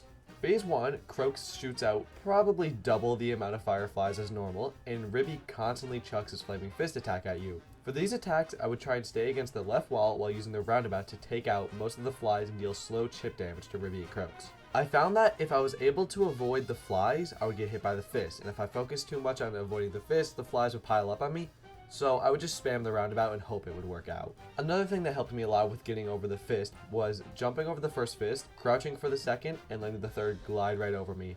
I wouldn't even attempt to go for parries, as I just thought it was an unnecessary risk and would often end up getting hit. Phase 2 was a phase that luckily didn't last for very long, but that doesn't make it any less difficult. In this phase, I actually found myself going dead silent most of the time just to go pure focus mode. Phase 2 is normal in the fact that Ribby cycles through his fist attack and energy ball attack, while Croaks blows you back with his fan. But what you also might notice is the sheer speed that Ribby sends out his fist attack, making it near impossible to dodge, and you have to have perfect timing to avoid it. And with his energy beam attack, you're also going to notice that he sends out 3 times the amount of energy balls as normal. But after phase 2 comes phase 3, by far the hardest phase, but it is the final phase. Ribby and Croaks' final phase starts with them spraying coins at a speed that is so hard to manage until you eventually hit the parryable lever. This lever spins the slot machine and you get one of 3 symbols: snakes, tigers, or bulls. In normal Cuphead, snakes is the easiest, as they're just regular platforms that you can jump on. Bulls are normally the second easiest, as you just have to avoid a little bit of fire and it's nothing too crazy. Tigers can be really extreme because it's like snakes, except they have bouncing balls going up on each platform, making you have to dash through them. But this was just in regular Cuphead. In Master Quest, it flipped everything. Bulls remain the easiest. Tigers, definitely the second easiest. Snakes become ungodly difficult. The speed at which the snakes are shot out are so fast that you're just lucky to land on a platform. And the speed increases the longer that Ribby and Croaks are doing the attack, making it even more difficult. Numerous attempts where I would get here with so much HP just to lose it all in that one little phase. I spent over 2 hours on this boss, but eventually we hit a silver lining. In the middle of the boss fight, we didn't beat it. We did something else. We hit 500 subscribers. And this was just amazing. I'll let you see the clip so you can see how happy I was, but from the bottom of my heart, thank you guys so much for 500 subscribers. Don't get hit coming out of it, that's nothing to worry.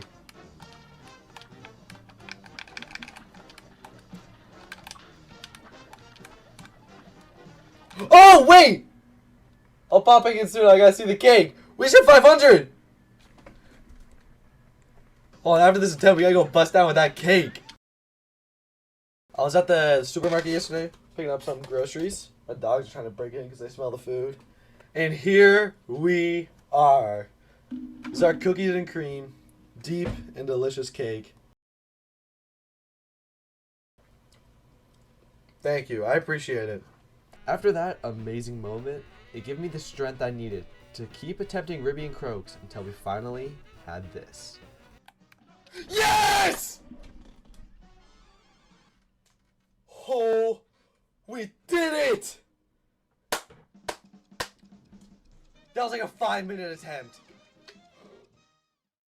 Enough celebrations. It's Hildeberg time, our first plain boss of the run. Hilda is one of those bosses that you can't make harder outside of just increasing the boss's speed, health, and a couple more minor things. But they did one thing that made it pretty difficult. Normally on Hildeberg, you fight the bull and then the twins or the angel. But in Master Quest, you have to fight the bull, the twins, and the angel all in a row. Not only do you have this, Hildeberg has a total of 8 phases in Master Quest, which is crazy. This is the equivalent of doing every single King Dice boss, except for Mr. Chimes. The twins, bulls, and everything in between didn't add any extra challenge outside of just being faster and taking longer to defeat. All of my difficulty came from the angel. This singular phase destroyed me every single time. Simply put, the angel shoots his arrow along with 3 homing stars that track onto you. These stars have a crap ton of HP to the point where they don't even die to a super. They just keep on coming at you. Most of the time, I wouldn't even have them destroyed before the next set comes. I would just wait for them to de-home from me so I can finally get some damage in. Not only did I have to deal with this, Hilda kept on sending out her mini planes at a higher rate than normal and added more green planes into the mix, which have a spread attack, making this phase a complete bullet hell. Okay, going on the final phase, there's something I need to address. For some reason, I don't have the footage of me defeating the boss, but trust me, I did, because I wouldn't be able to continue the game if I didn't have this boss beaten, so I'm sorry about that. With that out of the way, here's the final phase. The only key difference between Master Quest and Expert Mode is just that there's more UFOs. Everything else was generally the same, aside from the boss just being faster. And as long as we remember that the pale UFOs, you have to bait out the laser, and the colored ones you have to just fly straight through, we didn't really have too much trouble. Since I don't have the footage of me getting the knockout, here is me dying on a really close attempt. What hit me? Cagney Carnation, the final boss of Inkwell Isle 1. It's so cool to think that we're 11 minutes into the video, the script is already 2,000 words long, and yet we're only on the final boss of Isle 1. Never mind, it's kind of sad when I put it all like that. Cagney Carnation! What's new with her? Well, not much, except that's a lie. Cagney Carnation is our first boss with a new attack. Normally, Cagney will close her hands and pull out the homing acorn attack or the slipper boomerang attack, you know, the boring ones. But now, she can pull out a random cloud that goes towards you with some text on it and then just stops. Yeah, that's the attack. But at least they changed some other stuff with her. Wait, no, that they didn't. They kind of just made her final phase a little bit faster. She shoots the pellets quicker, has a lot more health. Yeah, Cagney's kind of lame in the mod. She's just same old Cagney. She's got boosted health. That's cool. I actually beat her first try after Hildeberg, which I thought that was pretty cool. It was a nice little boost of confidence. I even got an S rank on it, which was sick. So, yeah, sorry, there's just really not much to say about Cagney. It's just same old with her. And if we're doing it for a very long time, we beat it. That's an S rank. What's that skill level? Un, deux, trois. French, bitch. S. But now we can go on to aisle 2, where things start to pick up.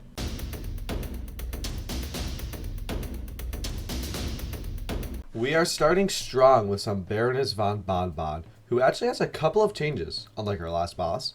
The first phase of the boss is 1 for 1, the same as normal, which is the regular Gobstopper. The second phase gives us the Candy Corn mini-boss. On this phase, the corn moves much faster than it normally does and spawns significantly more minions. And the jelly beans that normally run on the bottom of the screen, they can now jump as well, which disrupts the whole fight.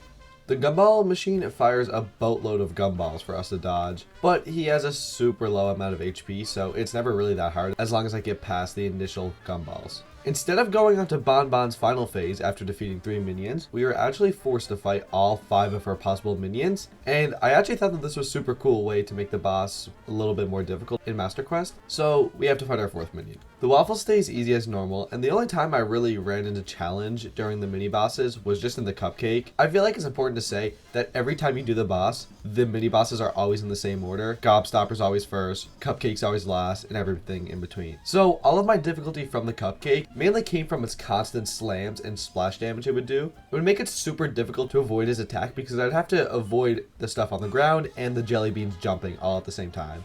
I died here a couple of times, but once we got through it, it wasn't super hard. The core of the final phase stayed the same, but the heads that Baroness shot out were way more aggressive, and there was a constant of 2 heads on screen at all times. The main strat was just move around at all times and use the parryable wheel whenever I got the chance to.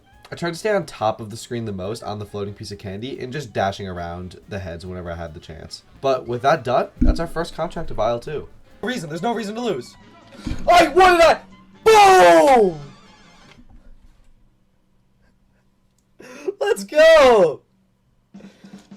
Back on the plane for Jimmy the Great. Jimmy, I feel like I honestly didn't get to spend enough time on him. As much as I don't overly like plane battles, his was really fun, especially with the changes that the developers made. As we all know, Jimmy has 3 possible attacks he can do at the start of his fight. The ghost knives, the cats, and the jewelry. In Master Quest, Jimmy does all 3 of those attacks in the order that I just said them in.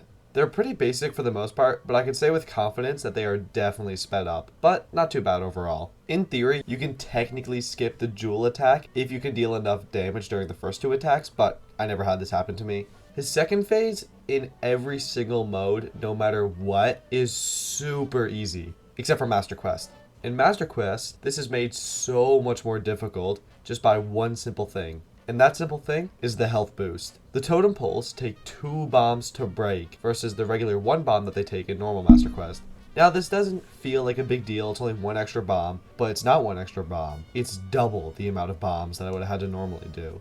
I might make it look easy in the video, but that's because I'm not showing you all the times that I messed up and ended up getting hit by these totems. The third phase of Jimmy is actually easy no matter what. All you do is sit at the top middle with bombs, and you're almost immune to all of his attacks. But sadly, the same can't be said for the puppet phase. As soon as we enter the puppet, I use a super, and we get absolutely bombarded with bullets. These bullets quickly melt my HP, bringing me from 3 to nothing in seconds. It's pretty clear that this phase is going to be a big challenge for me. Eventually, after many deaths, we had another chance at the puppet. Coming in with 3 HP and hitting some beautiful parries off rip, I felt really good about this attempt. I soared high and low, avoiding everything until we finally met Jimmy's final phase.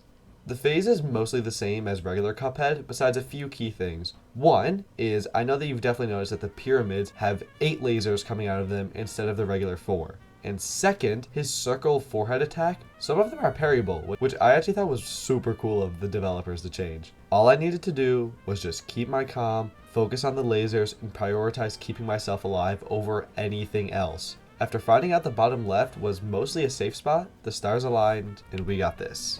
That's a safe spot! The bottom left is a safe spot! Yes! If I lost there, I would have got really upset. Grim Matchstick. The start of when I started doing some off-stream work. It was at this point in the challenge when I decided that if I were to only play Master Quest while I was streaming, I would never get this challenge done. So for the remainder of the video, some of the reactions might be a little bit lackluster, but don't worry, there's still some great reactions for when I kill a boss. And you also might hear some of my friends' voices if I was in a VC or anything with them. But enough of that, let's get back to the boss. Now, this is the boss that I'm guessing everyone thinks is going to be a massive roadblock, but it's not too bad. Grim is loved by everybody with his unique arena and sporadic attacks. What's there not to love about Grim? He's also one of those bosses that actually had a lot changed about him in Master Quest. Immediately you'll notice that the I-beam attacks move faster and each ring is more spread out, making them larger as a whole. Another thing you have noticed is that Grim has a middle fireball that he shoots out with his big breath attack or just the single breath attack. This middle fireball stops me from just letting the two others pass around me and forces me to jump over them every time. The first phase wasn't awful, we just let the Lobber do all the work, occasionally using the roundabout for more chip damage, just as you normally would. Something else that I thought was super cool in this fight is that you should take note of the clouds that we stand on. Normally, the clouds move away from the boss in regular mode and towards the boss in expert mode. In Master Quest, the clouds always move towards the boss, no matter what. So yeah, this means that when it's time to go to phase 2, the clouds swap direction so that they're heading in the direction of the boss. This genuinely makes the boss so much harder because it makes the Lobber way more inconsistent with its damage because I keep on having to turn around to jump to a new cloud. And being so focused on hopping clouds to make sure I don't fall off the arena, it doesn't help because I also need to worry about the jumping fire people at the bottom of the screen who seem to have significantly better aim than in regular Cuphead. The final phase, which we are forced to face on 1 HP, we naturally use a super right away, because in this phase, it's pretty hard to get one of those off. This phase, Grim will shoot his big orange fireballs, and if you accidentally shoot them, they will split into 4 smaller fireballs going in all 4 cardinal directions. Whenever they would split, I always noticed myself getting hit by them, like every time. Because of this, I made the choice to only shoot the Lobber when it was 100% clear that I'm not going to split a fireball. And I would only use EX attacks while he's using his flamethrower attack. In perfect honesty, this boss only took around an hour, which is pretty good time for Master Quest. So here's the most lackluster celebration of the entire run. So, sorry about that. No. I thought it was like really worth it to do this. Welcome to the part of the challenge where I started to question, do I have the skills to beat this mod? Beppy the Clown took every single ounce of confidence I had in myself, then tore it up right in front of me while I stood there jaw dropped. Beppy has never been considered an overly difficult boss, but I can't even put into words what this boss made me go through. Over the course of 18 days, multiple hour-long sessions every single day with over 16 hours of failed attempt footage, just trying to beat this boss. I can't stress enough the hell that Beppy took me through. Just to give you guys an idea of how long it took me, on screen right now is every single recording session I had of attempts on Beppy and how long I spent attempting him, getting absolutely nowhere. During the days that I would spend on Beppy, spending hours and getting literally nowhere, I actually contemplated ending the challenge. But deep down, I knew that that was never really an option. Now it's time to break down Beppy the Clown and show you why he took me such an insane amount of time to beat. Phase 1, Beppy moves much faster than on expert mode, and he gives almost no warning before charging at you in his go-kart. Another thing is that the top of the screen where Beppy sends his ducks, yeah, he's now sending significantly more of them. And there's way more that are holding the light bulbs just to add even more challenge to this phase. As if this wasn't enough, once I shoot a duck, it stays spinning for a few seconds, and then just fully regenerates itself, ready to get in my way once again. And these are only the changes in the first phase. Beppy's balloon phase did not get any easier, and it's actually the phase I single-handedly got hit the most on. And the main reason all boils down to RNG. Beppy's dogs spawn in such random places and at very different times. So there would be so many moments where I would just get unlucky and be in the wrong place and get hit. This made it especially hard to use supers, as if I used them at the wrong time, as soon as it's over, I would just immediately get hit. To counteract this, I would only use supers when I was in the middle of the screen. Beppy's train also has more passengers on it, which cuts down my space from moving even more. On Beppy's third phase, we face his horses. The way that these guys work is that there's a green horse, which shoots 3 horseshoes that follow a wave-like pattern, while the yellow horse shoots a straight line of horseshoes which rain down on you. The easiest of the two is the yellow horse by far, as sometimes I can just stand directly underneath it provided that the train wasn't there to hit me. Speaking of the train, there is now a passenger in every other seat, which normally doesn't happen until the final phase. Overall, this phase isn't the hardest, as long as the train didn't come at bad times where I found myself getting hit the most when it was the green horse and the train combo. After genuinely 6 hours of never making it to the final phase, we finally had our first crack on it. And this phase probably has the most changed about it. As you'll notice, when I step on a platform, it turns red and then shortly disappears, meaning that I can't just sit on platforms and wait while the train's underneath me. And the train also has 0 free spaces on it, meaning that if I fall, I am guaranteed to get hit at least once. When Beppy uses his minion attack, instead of each minion shooting 1 ball at me, each of the minions now shoot 1 ball that splits into 2 and goes in 2 different directions. I was stuck here for days, unable to beat the final phase, until it came to me. You see, this whole video, I've been playing Cuphead like it was expert mode, and just dodging attacks whenever I could, when what I should be doing is finding what's new in Master Quest and using it to help me. Similar to when I found the safe spot into Jimmy, Beppy also has a safe spot to his boss. You see, even though the baseball's now split, they still lock onto you like normal. So in theory, as long as you're in a perfectly straight line from all of the minions, the balls will just go right past you. The problem is, where can I get in a perfectly straight line, considering that the platforms are always moving? Well, the answer is not on the platforms. If you stand in the very bottom left corner, the minions will lock onto you, shoot, and the balls will just miss, and you can deal damage while doing this. So all I have to do is drop down, kill 1, maybe 2 minions depending on where they spawn, and then just sit on the left wall spamming the roundabout. And with a bit of patience and practice, this started to work, and I was getting attempts where I was lasting for so long in the final phase. But it was never enough. I needed to focus. Almost all of my attempts I would do while on call with my friends because it helped me stay calm and not get too nervous. And as I got closer to beating the boss, I wouldn't even say a word. All of this combined, lots of attempts and a little bit of luck sprinkled in, we had this. Kill. Look how fast he is. Apes together is strong. Kill. Kill. She's growing. Oh! He beat I it! got it! He beat it! Nice. Hey, After hours, days, weeks, I finally did it. I finally conquered Beppy. And that single attempt took 4.5 minutes.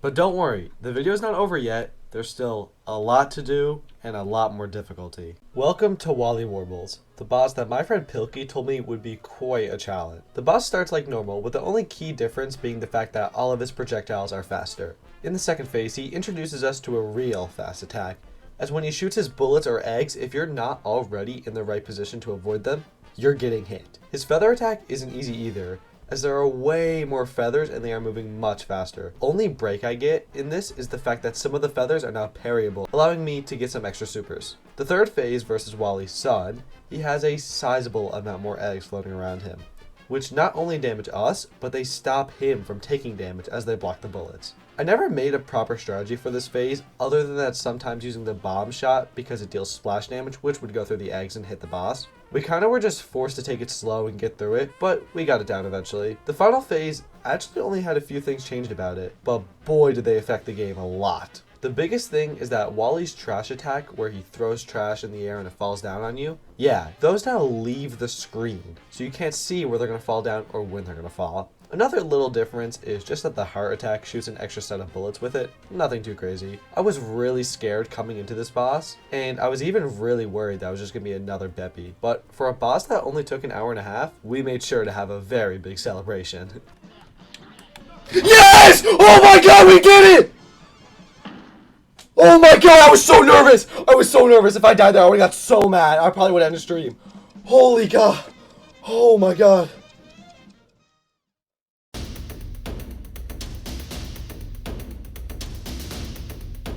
Briny Beard is easily one of, if not my least favorite boss in Cuphead. It's not because it's too hard or it has poor design, it's simply because it's just super damn boring.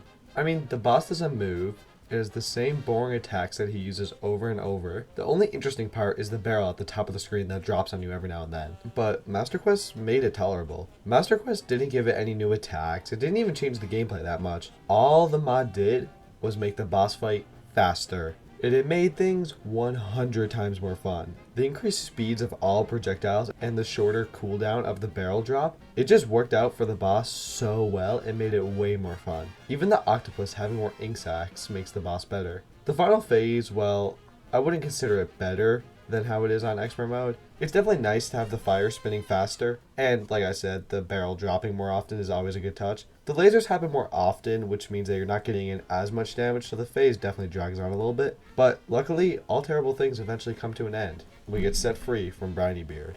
Yup. Okay, let's do it. 1 HP. Let's go, bro. 2 bosses today. As much as I enjoyed every single boss fight in Master Quest, Werner Werman is the pinnacle of what a Master Quest boss should be. There's new attacks, massive changes to both the second and third phase, and most of all, it's just really hard. But we're getting ahead of ourselves. Let me tell you about Werner Werman. First things first, his bomb attack and trash fling attack both happen a lot quicker now. I know, go figure, it's Master Quest, obviously things happen faster. I just thought I'd point it out.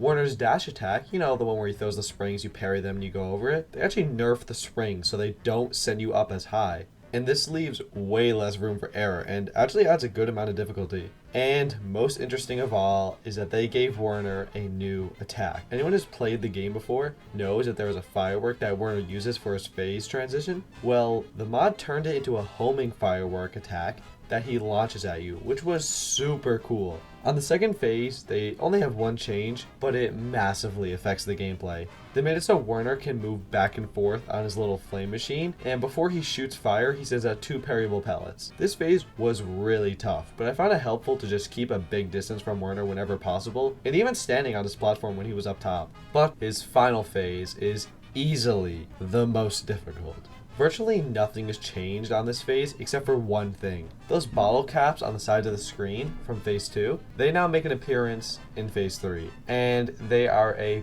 pain. On top of the cat claws, falling objects, and ghosts, we also have to worry about this, which can fully cut off parts of the screen at a time. Whenever Werner did the ghost attack, I find it helpful to just ignore the ghost and stay focused on his head to deal as much damage as possible and get through the boss as fast as possible, which actually worked. But I really don't think I do. Oh! Oh my god, I thought I died!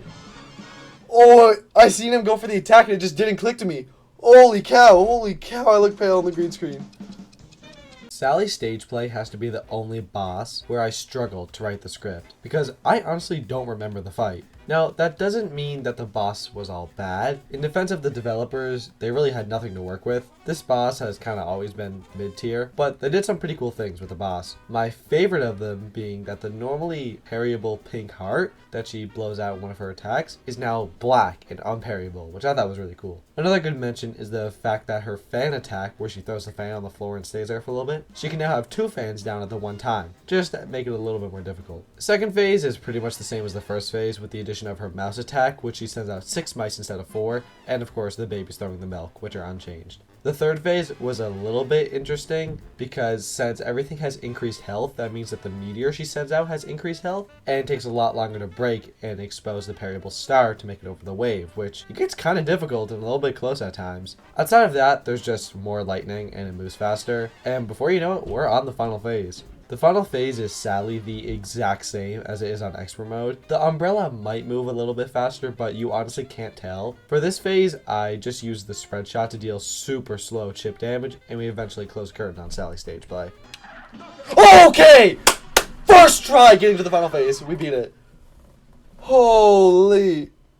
I said that Werner was the pinnacle of what a Master Quest boss should be, but Cala Maria is what a Master Quest plain boss should be. So, let's break it down. First, her minions that she can have at the bottom of her screen. She can now summon 2 down there versus the regular just 1. Her yellow electro fish that homes on you and follows you, it now locks on and stays way too close to you, and it's super difficult to get away. Speaking of her fish, she has a new attack, and we love new attacks. Calamaria can pull out a blue fish, which shoots a rotating thingy. I don't really know what to call it. And this is actually an unused attack in the main game, but the developers brought it back for Master Quest. Her second phase, well, there isn't much that changed. You gotta be on your toes for it, because everything happens faster. And I mean everything. She shoots her freeze ray more often. There are more eels on screen. The eels are shooting at you more often. The whole phase is just fast. And then we enter the final phase. And let me tell you guys, I locked in. This was my first time getting to the final phase, and I had 2 HP. I quickly lost one of them, but it doesn't even matter, because what I didn't tell you guys was that I am a god when it comes to Calamaria.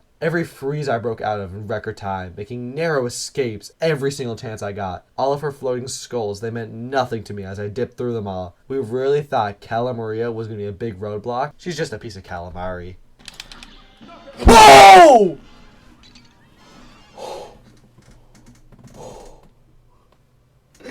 Easy boss. For the last 2 to 3 bosses, I have been attempting the Phantom Express on the sidelines. It's actually a boss that I meant to do a while ago, but I was just never able to beat it. Now, this boss wasn't as bad as Beppy, but there was still hours of attempts that you guys will never see. So let me tell you about it a little bit. To start, it's basically the same as on Expert mode. You just shoot in a straight line, destroying all of his eyes, getting a super when you can. The only difference is he has more health, so the phase is longer, and there's more pumpkins that drop the bricks to move the cart. Other than that, easy. Phase 2. The skull guy wasn't too bad. I found myself only getting hit when I would try to parry the bricks that fell, so I just let them push me around a little bit. Used a super when I could, but other than that, I just got thrown around by the bricks. Easy. The twins, as normal, I focus on one to start, and then use supers every chance I get. I try to hit both of them with my supers just to maximize how effective it can be. And as long as I killed the ghosts as soon as they spawn and stayed on top of the parryables, it wasn't terrible. And once I killed the first twin, it was basically over. Easy. Albert Einstein defines insanity as doing the same thing over and over, expecting a different result. And that is exactly how I felt on this boss, because I could get to the final phase with relative ease. Sure, sometimes I would take a stupid hit, but nothing I couldn't come back from. But this final phase destroyed me. Even though it had the lowest amount of HP, it killed me in seconds every time I got there. My biggest issue was with the bone wheel hitting me all the time, but that can be solved by me just getting better at the game. Another issue I had was my cart always getting moved, but I had a plan for this. If I position the cart in the left corner, I can only get moved if the pumpkins come from the right. So as long as I parry the bricks every time they drop to hit the right of my car, I should have no issue. And once I got this plan, things started going way better, and it all just came down to me getting better at the boss.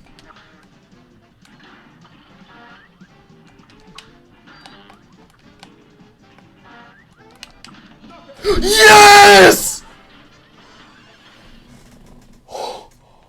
Oh, baby! I almost S-ranked. Oh. Rumor Honeybottoms is a boss that is normally done first when you get to Aisle 3. But instead, we're going to do it second last, because this boss sucks. So why do I not like this boss? The first phase can be summarized in one word: boring. Nothing is going on here. The most interesting part is when I get to parry one of the spikes that the police officer throws out. The only bit of danger here is the bee workers coming from the left and right of the screen. Phase 2 is the opposite of Phase 1, in that there is a lot going on. Those bee workers from Phase 1, they stay throughout the entire boss, so I constantly have to worry about them. And every attack that the bee can do is now doubled, so there's 2 pink orbs, 2 triangles, and even more missiles than normal. It's not impossible, and alternating between the Lobber and Roundabout helps a lot, but Phase 2 is definitely not easy. Before we get into Phase 3, there's something I want to point out, and that's when the bee is reading her book during her phase transition, you can still damage her here, so this is when I would use my super or spam EX attacks. Okay, now for Phase 3. The bee's homing fist attack moves way faster, and they lock on way quicker, so they are stuck to you for a while. On top of this, whenever the fists leave the screen, I don't know if they're going to come back in screen or just fly off. So every time they left the screen, I felt it. Every time they left the screen, I felt it was face. Every time they left the screen, I felt it was Every time they left the screen, I felt it was safe to assume that they were coming back. Outside of that, the saw attack was pretty predictable whenever it would happen. The only difficulty I had here is that I felt that I was never able to get damage in, and all of the moments where I would get hit, it just felt stupid because I was too tired towards the end of the fight. And when bosses take 5 minutes per attempt, this is bound to happen. But eventually, after lots of trying, we do get it.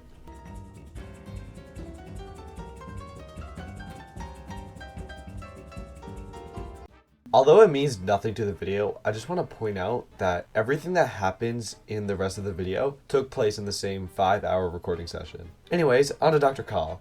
Let's talk about the differences first. The obvious ones being that everything is faster, so faster lasers, faster parry doohickeys, and faster miniships.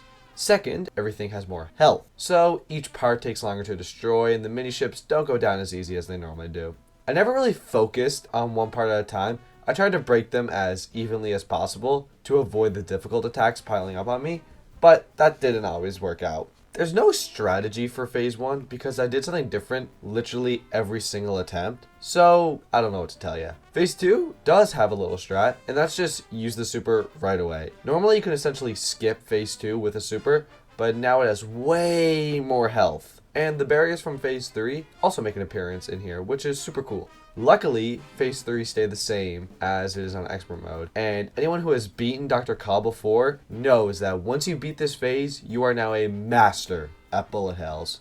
Luckily, I have beaten Dr. Call a lot, so I'm a beyond master at this phase. And we quickly show him who's the boss. The only thing that's gonna make me happy Oh, please tell me I was recording! is Dark Souls 3 Remastered. Oh, What happened, Mac? I beat the boss. All I got left is Inkwell Hell. That's right, Past Beaver. All we have left now is Inkwell Hell, so let's waste no time. So, unlike every other boss, instead of explaining every possible attack and outcome in the boss, we are only going to focus on the mini bosses that we landed on for King Dice. So I'm not going to go through every single change because, sadly, there isn't a whole lot of changes, and that's not surprising. We start on the Tipsy Troop, and like I said, unsurprisingly, there's not a lot of changes. I hate to hurt anyone's feelings, but all these King Dice mini bosses are mostly the same, just faster and with more HP.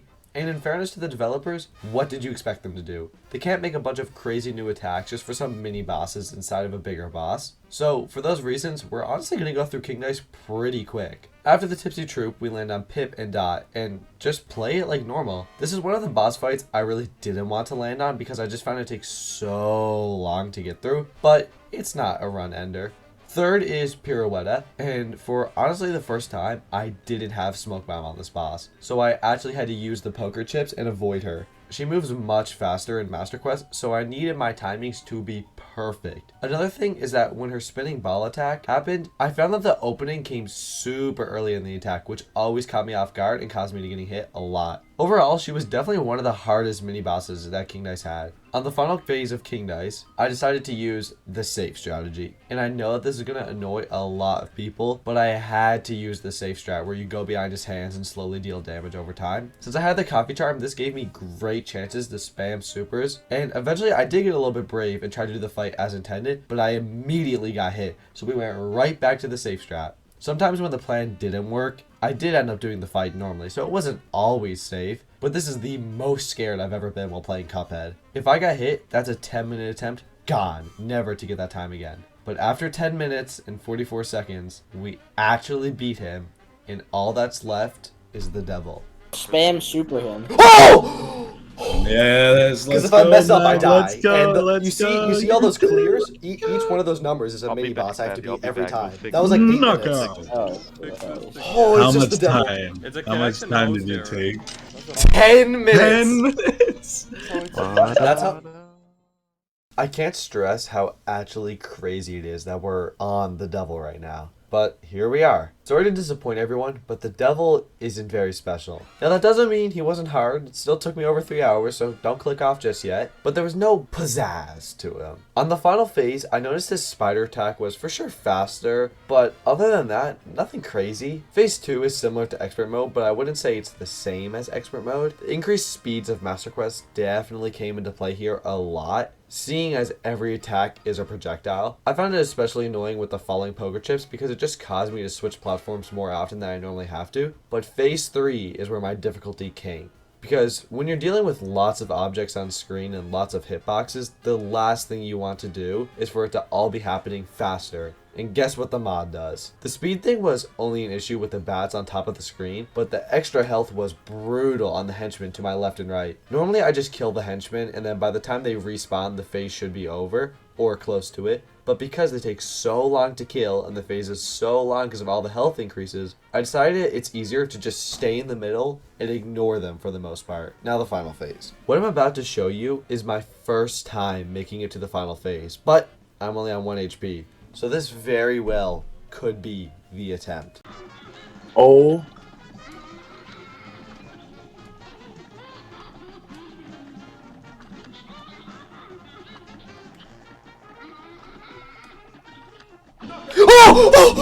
Oh my god. No. Oh, it's 11:30. Way. I can't be loud. No way. Oh my god. Dude, it must be Master Quest. It's 11:30. Nice. How long did that take? A long time. No, I mean like I was here to witness it too. So, this is the only non-scripted voiceover because I don't even know what I'm about to say. This was crazy. This was over 42 hours of footage. That's not even the moments that I just forgot to record because yeah, that happened quite a few times, which I'm kind of embarrassed to admit. This was just crazy. From the time I started this project to now, so much has happened. I started this in May. It's currently July. I graduated high school in the time between this.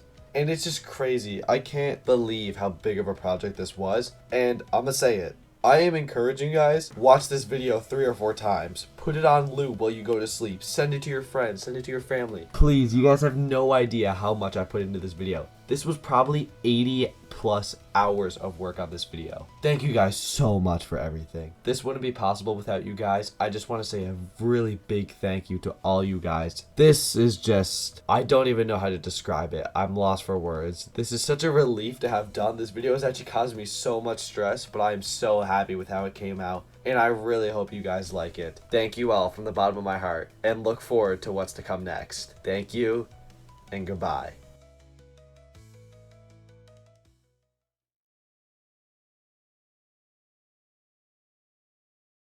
Welcome back to another episode of Beaver Longface is really busy with Master Quest and other IRL commitments, so he has to do a DLC video because they're easier to make. Sorry. So, if you're wondering and couldn't tell by the title and thumbnail, today we'll be beating the entire Cuphead DLC without dashing. On paper, this sounds like an easy challenge, but it honestly isn't. Like I said in my previous DLC video, the DLC is built around using Miss Chalice on each of the bosses. But Miss Chalice can't parry without dashing, so instead of her, I ended up using the coffee charm for most of this run. And it really changed the way that I played these bosses. Not having Chalice actually made it a lot more difficult, so enough of the intro, let's just get into it. Glumstone Giant is our first stop, and he opens up with his Cauldron attack. This attack is one of the main reasons I didn't use Chalice for this challenge, because I wanted to be able to parry the Poison Clouds to build up a super. The first phase goes down with ease, relying entirely on the roundabout shot to deal all of our damage, with a super thrown in at the end just to finish him off. Then, we enter the only actual difficult part of this fight. Glumstone's second phase features 2 hand puppets that pass a ball back and forth to each other, which we need to avoid, as well as having little jumping bugs coming up from beneath the ground to try and throw us off even more. This phase can already be considered hard, but not being able to dash really threw off how I played the game. Eventually, thanks to the crack shot, we were able to make it to his final phase, but only on 1 HP. And the final phase is normally extremely easy. The way the phase works is that the head on the top of the screen goes left and right, throwing meat to each of the bone platforms beneath us. After one of the platforms catches meat, they disappear and I can't use it anymore. Eventually, he'll throw a bone to one of the platforms, and once they eat it, it turns into a parryable bell, and once I parry it, it'll resummon all the platforms. This is made very difficult when you can't dash, any long gaps between the platforms will cause you to lose HP trying to make it over. And when you're on 1 HP, I can't really afford to lose anything. We even got to a point where I had to waste a super just to keep enough air to be able to make it to the parryable platform, but we do take him down first try and move on to Mortimer. Mortimer wasn't that hard, provided I didn't take stupid damage at the start, which happened a few times. The strategy consists of using the crack shot to deal constant damage to Mortimer while I avoided his various attacks. The only one I really need to look out for was the Whale Slam. The Whale Slam attack is meant to only be dashed out of the way of whenever he uses it on you, but I obviously can't dash because it would defeat the purpose of the challenge. If we could avoid that attack, everything else was pretty easy until we got to the second phase. The Snowman's quick movements forced me to be perfect with my timing, see as I can't dash over him. But the real difficult attack was the sword attack. This attack was impossible to just jump over without a dash. That is, unless you use an EX move at the perfect time to air stall a little bit longer to make it over the sword and avoid getting hit, which is what we did. Besides that, we got to the final phase without too much trouble, and it's honestly not that hard. The only attack we really had to look out for was the eye attack, but it only hit us once. The rest of them were pretty easy to dodge without dashing, so we took them out. Howling Aces was next, and this was really no issue. You don't even need to dash on this boss in the first place, so all I had to do was use the crack shot and avoid all the silly attacks. I wish I could say more about this fight, but there's genuinely nothing to say about it. We take out first phase with the crack shot, switch to the roundabout for the second phase, go back to crack shot for third, and try to get a super off while avoiding the lasers. A pretty normal boss fight even without dashing.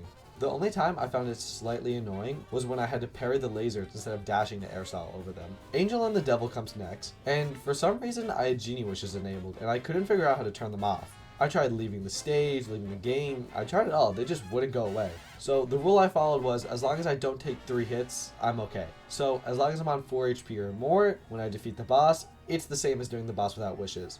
I used the regular strat of sitting on the left with the crack shot and turning around every now and then when the firewall came up. It honestly took a couple of attempts because I'm not very good at this boss, but we do get through it. Our second to last boss today is the Moonshine Mob, and to be honest with you guys, I have been disliking this boss more and more every single time I play it. It's kind of just boring to me. In the first phase, I alternate platforms using the crack shot to always hit the boss. The second phase, I stay on the middle platform with roundabout until they use the lasers, where I switch to the crack shot and run around to avoid their laser. The third phase was the only difficult part, just because of the nose being so random and when it shoots out its tongue. I used the crack shot and let it handle the boss until we killed the snail and got to move on to our final boss. Chef Saltbaker was surprisingly difficult. I knew this challenge wouldn't be overly easy, but I didn't expect it to be this hard. But Saltbaker actually gave me quite the roadblock for a little bit. Avoiding his numerous bullet hell attacks was really challenging for me, not including the 2 fireballs on the top of the screen, which would keep on jumping down to mess me up even more. Like most other attempts at this boss, I trusted the crack shot to fully carry me to the second phase, with some supers mixed in as well, even if they didn't always work out. His second phase surprisingly wasn't easier than the first. With the constant spam from each of the pepper shakers, I found it really hard to avoid everything without being able to dash, and died a few times on this phase. In the third phase, I was only really worried about him hitting me when he falls into the phase, because I wouldn't be able to dash out of the way, but luckily he didn't, to bring him to the final phase, where we just used the crack shot to deal damage. Another super cool thing I did was in the final phase, I ran out of platforms, so I had to waste one of my supers to go into a parry to jump onto a new platform and narrowly escape without getting hit. I actually thought it was pretty cool, so I hope that you guys do too. Anyway, with the crack shot carrying us once more, we defeat Saltbaker and finish our challenge. Thank you guys so much for watching. I'm sorry that this video feels shorter and rushed. Master Quest is taking a lot of time, and with school exams and everything else, it's been really hard to make videos the last few weeks, but they should resume to their normal quality, and hopefully we play more of the regular game of Cuphead. So thank you guys for watching, and I'll see you soon. Thanks. Bye. Cuphead has a lot of charms, 10 to be exact, and it can be overwhelming to know which charm to use in which situation for each individual boss. So today I'm going to be breaking down each charm into a tier list of sorts to show you guys what I believe to be the best and worst charms in the game. Please note that all of these rankings are just my personal opinion, and I would love to hear your guys' rankings in the comments, so please enjoy. So at the bottom of the list, to probably nobody's surprise, is the Whetstone charm.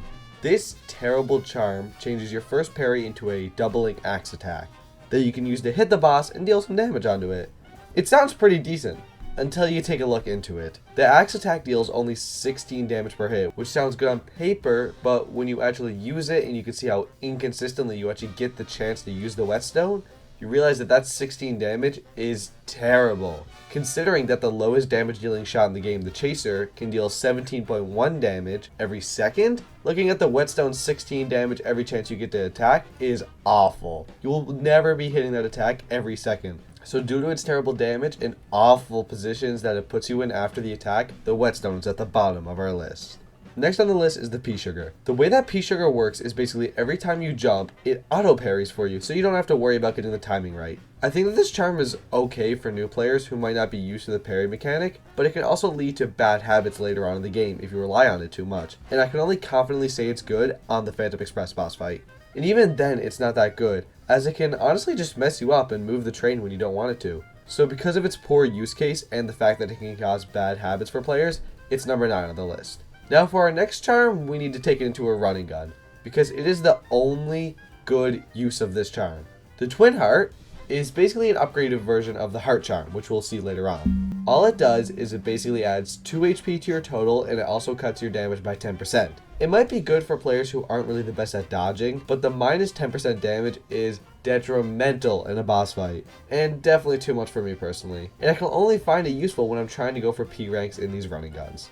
The number 7 slot might be a bit shocking to most of you, but I put the Cursed Relic here. Now the Cursed Relic has some drawbacks, like it sets your HP to 1, but it also has some big upsides. And that upside is that it has every single shot in the game built into the charm. Basically, whenever you let go of your shoot button or trigger, whatever it may be set to, and start shooting again, your shot will change.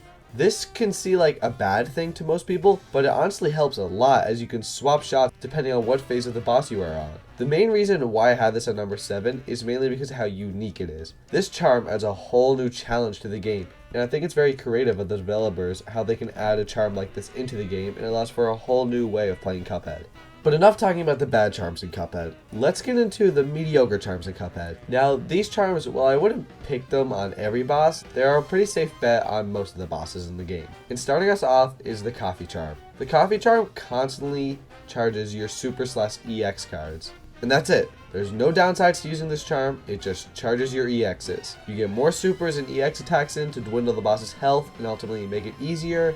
It doesn't excel in any sense or in any use case, but it's definitely a good pick on a boss that you're getting really close to beating but just not quite dealing enough damage. Breaking into the top 5 charms is a charm that I would originally put top 3 until I started looking into the charm a little bit closer. So, the way the Smoke Bomb charm works is that every time you dash, you get temporary invincibility. So you can use your Smoke Bomb and go invisible to avoid all possible damage for a short period of time, which is extremely useful, and is a charm I still frequently use. The only thing is that your regular dash in Cuphead is already pretty good. I found out recently that when you dash in Cuphead, it changes your hitbox to mimic your crouching stance. So basically, if you can crouch under the attack, you can dash through it. This doesn't make the Smoke Bomb any worse, but it makes me feel like it doesn't quite deserve the charm slot as much as it once did, causing me to put it in 5th. The Heart charm has to be one of the most safe picks for any boss fight you enter, especially if you're going for S ranks. I mean, how could you not like this charm? It gives you 1 extra hit point and only causes you to deal 5% less damage. You might look at losing 5% and think it's a bad thing, but in all honesty, it's hardly noticeable, and you get a whole extra hit point, which can make a huge difference in any boss you're facing. And for that, I firmly believe it belongs at number 4. The top 3 spot goes to a DLC perk, and it's the Heart Ring. The Heart Ring is amazing. It has the potential to give you 3 extra hearts with 0 drawback. How it works is your 1st, 3rd, and 6th parry of the boss fight will give you 1 extra heart. So you can get 6 total hearts with 0 damage drawbacks, unlike the Twin Heart and the Heart charm. The only downside is that you won't get EX cards after doing parries. Instead, it makes progress towards giving you more hearts, which is such a good trade and easily makes it a top 3 charm. A lot of people were probably confused at the start of the video when I said there was 10 charms in Cuphead. That's because the Broken Relic is actually 2 charms if you upgrade it. By defeating bosses with the Broken Relic, it will eventually become the Divine Relic, and the Divine Relic is OP. How it works is it still keeps the constant weapon swap feature from the Curse Relic, but you now have 3 HP, and it combines other charms into it as well. It has the perks from the Whetstone, which isn't that good. It has the heart ring built into it, which is really good. It also has the smoke bomb and the coffee, so you can constantly be getting EXs and have your invincibility dodge. And this makes it just such an amazing charm. And the only slight drawback is that your shot changes every time you shoot. But you can just find the shot you want and hold it. It's easily the best plane charm in the game without a doubt. And on regular bosses, it still is very, very strong. To absolutely nobody's surprise, the number one charm in Cuphead is easily the Astral Cookie. The Astral Cookie turns the player into Miss Chalice, and with that, it gives you some amazing perks. The first perk is that it gives you an extra heart, so 4 hearts instead of 3 at the start of the match. The second is that you get a double jump, which makes maneuvering a whole lot better. Miss Chalice's dash gets changed into a parry dash hybrid, so you're still dashing, but now if you hit parryable objects, you'll get the parry points. And in my opinion, best of all, it gives you an invincibility roll, which is basically the smoke bomb, but you can still do your regular dodge and your invincibility roll. Miss Chalice is easily the most powerful charm, as it gives you 3 new super arts as well. The best one is easily Super 2, as it gives you an extra shield heart, giving you basically infinite health as long as you can charge up those supers, making it the best charm in every single possible situation. Except for maybe playing fights, but that's just my personal opinion. With that, I hope this was able to help you guys on knowing what charms to pick when playing Cuphead. Also remember that this was just my opinion. I know everyone has their own, so let me know your list in the comments. Please like, subscribe, and do all that other good stuff. I'll see you next time. Bye. So, not too long ago, I challenged Sir Pilkey to a 1v1. In that video, I ended up losing. Go watch that video, by the way, if you haven't already. After this video, of course. But in that moment, it hit me. Me and Pilkey have battled twice before, and both times I was the one on the losing end. Something needed to change. I needed to change. If the day ever presented itself that I am in a battle with Sir Pilkey or another creator at any point, I will be the one that wins.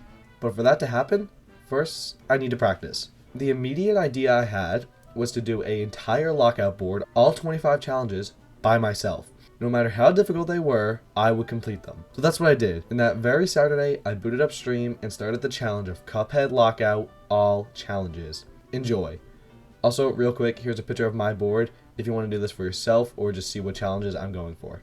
The first challenge I spot is getting an A+ rank on every Isle 1 boss, which we'll need to keep in the back of our mind as we go through Isle 1. We get our coins from the apple guy and the first running gun. Once I beat the running gun, I read the challenge, reach Isle 3 with no upgrades. This means I will need to beat all of Isle 1 and all of Isle 2 with no new shots, no charms, nothing. During Goopy Legrand, I kind of made a silly statement, let's say. So we're currently 4 minutes in, and it's 2:07 right now. I don't think this will take more than 2 hours. I think overall this should be pretty quick. Anyway, we beat Goopy Legrand, and then we go on to Hildeberg, where we will attempt to beat her without killing any of her minions and getting an A+ rank, which we almost do on the second attempt. Keyword almost. So, like I said, we were almost able to defeat her without killing any minions and getting an A+ rank, but instead, we only get the no minions because I ended up getting hit. So, we'll have to come back for that A+ rank later on in the challenge. After defeating the second running gun, we go on to Cagney Carnation, where we secure our second A+. In a weird twist of events, the Rupak is our third boss, which goes down with ease, and Ribby and Croak soon follow. Less than 20 minutes in, and we're already onto Isle 2. Things are looking pretty good for us. On Isle 2, we take out Baroness and Jimmy, both without any issue. After this, we notice that we can get a point by listening to the quartet song, so we pick up the missing member and sit down to listen to an amazing song. I love this song. Maybe go outside. Guys, I can't sing.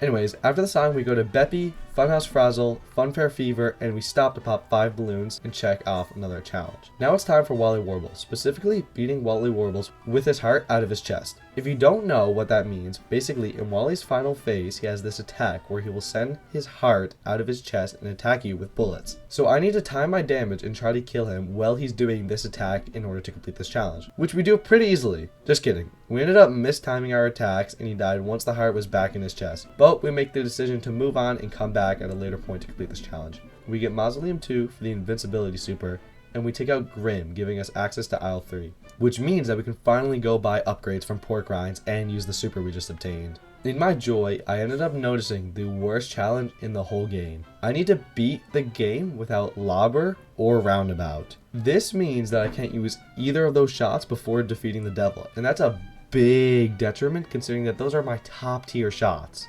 This also locked us out of a different challenge for a while, which is swing the Roundabout EX 5 times, which we can no longer do until after we defeat the devil and get our Roundabout and Lobber shot back. We head back to aisle 1 to complete our run and gun with Pacifist and without getting hit, which we do pretty spectacularly if I say so myself. With that, we got 5 challenges done, 20 to go, and are officially 20% done. On this streak of redoing levels, we go and rematch Hildeberg, attempting to beat her with an A+ rank, which only takes a couple of tries. Then, even continuing on our streak, we beat 3 bosses all in simple mode. On to Brineybeard, my least favorite boss.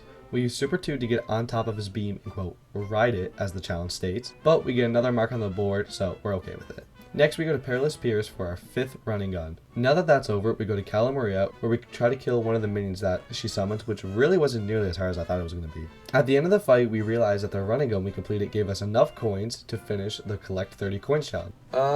Wait, we collected 30 coins! That's another thing done. Which gives us 10 out of 25 challenges completed. Officially 40% done now. On to the B, where we do nothing but absolutely shit on her, but only get a B+. On to the final running gun, where we pull out some great moves.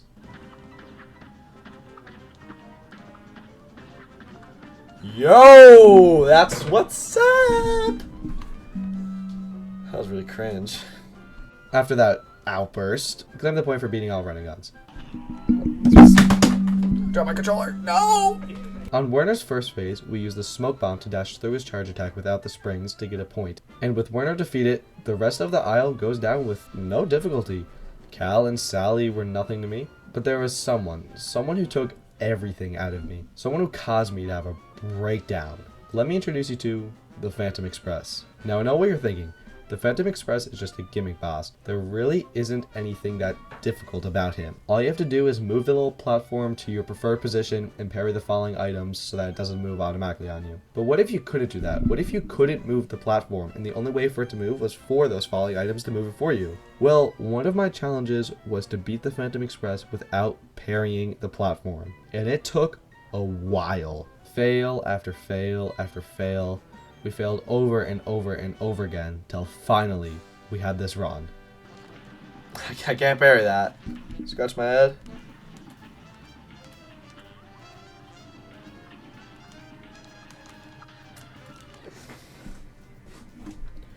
I'm still gonna beat it. I'm really upset.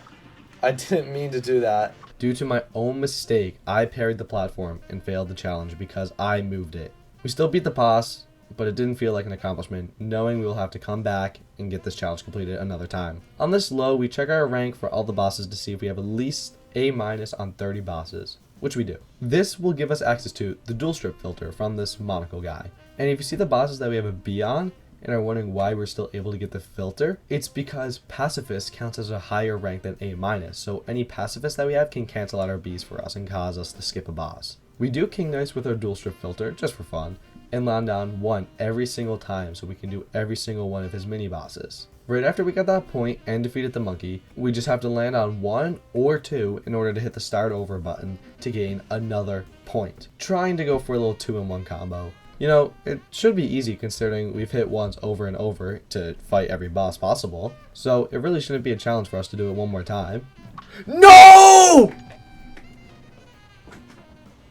The second I seen that 3, I knew what I've done. We use this chance to defeat King Dice and unlock the devil. We also technically beat King Dice without his bonus arts because even though we landed on them, we never actually used them and were able to stay alive with the base 3 HP that we were given. So we check this point off too. Devil goes down without too much trouble, which we can also check off the point for not using Lobber or the Roundabout and finally get access to these shots, which helps out a lot. We go back to King Dice to defeat his plain boss with the minigun, to claim that point as well. We come back to that plain boss again to try and defeat him with just the whetstone and learn 2 things. 1, the whetstone sucks. 2, this boss has terrible hitboxes. We try a couple more times with no luck and instead decide to go for an aisle 3 boss with Chaser on expert mode, which we decided to do on Werner because he's the easiest. We then come back to Warner for 2 more things. We need to swing the roundabout EX 5 times, which is simple, and we do. And we need to S-rank 1 boss on each aisle, so we take out 2 birds with 1 stone. We do both easily. Well, kind of. We swung the roundabout 5 times, but apparently I can't S-rank Werner for the life of me. So instead, we go to Dr. Cal to get a different 2 birds with 1 stone, because we also need to S-rank a plane level with machine gun only. So if we can get our S-rank here, it'll count for that point and our aisle 3 S-rank, which we do. We go back to the Phantom Express where we lose our mind again. No! I was so close! We try a few more times but ultimately accept defeat and end stream for that day. Feeling defeated and not even wanting to do the challenge again, I started back up again just a few days later where we immediately tried the Phantom Express with Smoke Bomb this time as our charm. It took a few attempts to get back into the swing of things, but you know what? We beat it. That's how you do it! And without too much time spent on it too. On this gleam of glory, we go back to King Dice to attempt Whetstone only again, which I only gave 1 attempt before giving up, but we still need to hit start over, so we do that instead. Now, the whole time I've been trying to complete this challenge with the Whetstone only, there's been someone in my chat, and his name is Frank Moore. Frank has been suggesting I do Jimmy with the Whetstone as he says it'll probably be the easiest. And the whole time, I just wasn't listening to him. And that was my biggest flaw. One thing came to mind. Well, 2 things. First is that I don't need to beat the boss on regular or expert mode. I can do it on simple mode. The challenge just states I need to beat the boss. Another thing I can use is kind of a forgotten feature in this game. Cuphead has this thing called Genie Wishes, where basically if you walk in a circle 3 times, it'll activate Jimmy, and it will give you 3 wishes. These 3 wishes will double your health on a boss fight that you do, but you only get 3. Unless you have already defeated Jimmy on your save file. If you have, then you get infinite Genie Wishes, meaning that I can try Jimmy over and over on simple with double health, unlimited amount of times. The only stipulation is, again, we can only use the Whetstone to deal damage. Now this still took a while, don't get me wrong, but this was a game changer for me, mentally and physically. On the winning attempt, we had this amazing strategy that involved resetting over and over till we got his cat's attack. We would run to specific locations to bait his attack to go there and just spam the Whetstone on him as much as we could. And that's all it took to get through the first phase, pretty easily, and most of the time we wouldn't even get hit. The second phase was kind of similar. All it took was 2 parries in order to break through his totem, so as long as I was quick about it, I had more than enough time to break through. And since we were on simple, there was no saw blades to worry about. The third phase isn't that hard. It's definitely harder than the previous 2 though. As long as you're in the right position and you're using your attacks at the right time and just being conscious of other attacks that he's sending out, you can get through it maybe getting hit once. But the final phase is something else. It's crazy hard with just the Whetstone. See, we have to dodge Jimmy's hat the entire time and his puppet who shoots at us, and when he shoots he blocks off a section of the map, cutting our space to dodge his bullets and the hat down even more. Now, we can get into that section of the map that he has blocked off by his bullets, and then we only have to worry about the hat spinning around and his bullets can't hit us, which is really good. It's a slow strategy, but it's consistent, and it was enough for us to be able to try the boss over and over. And what made it especially easy is when we accidentally glitched his hat into not moving, meaning that we can just unload everything onto the puppet without having to worry about being damaged. The hat eventually got unstuck, but the damage has already been done, and I owe this win entirely to that hat getting stuck. Oh! We did it!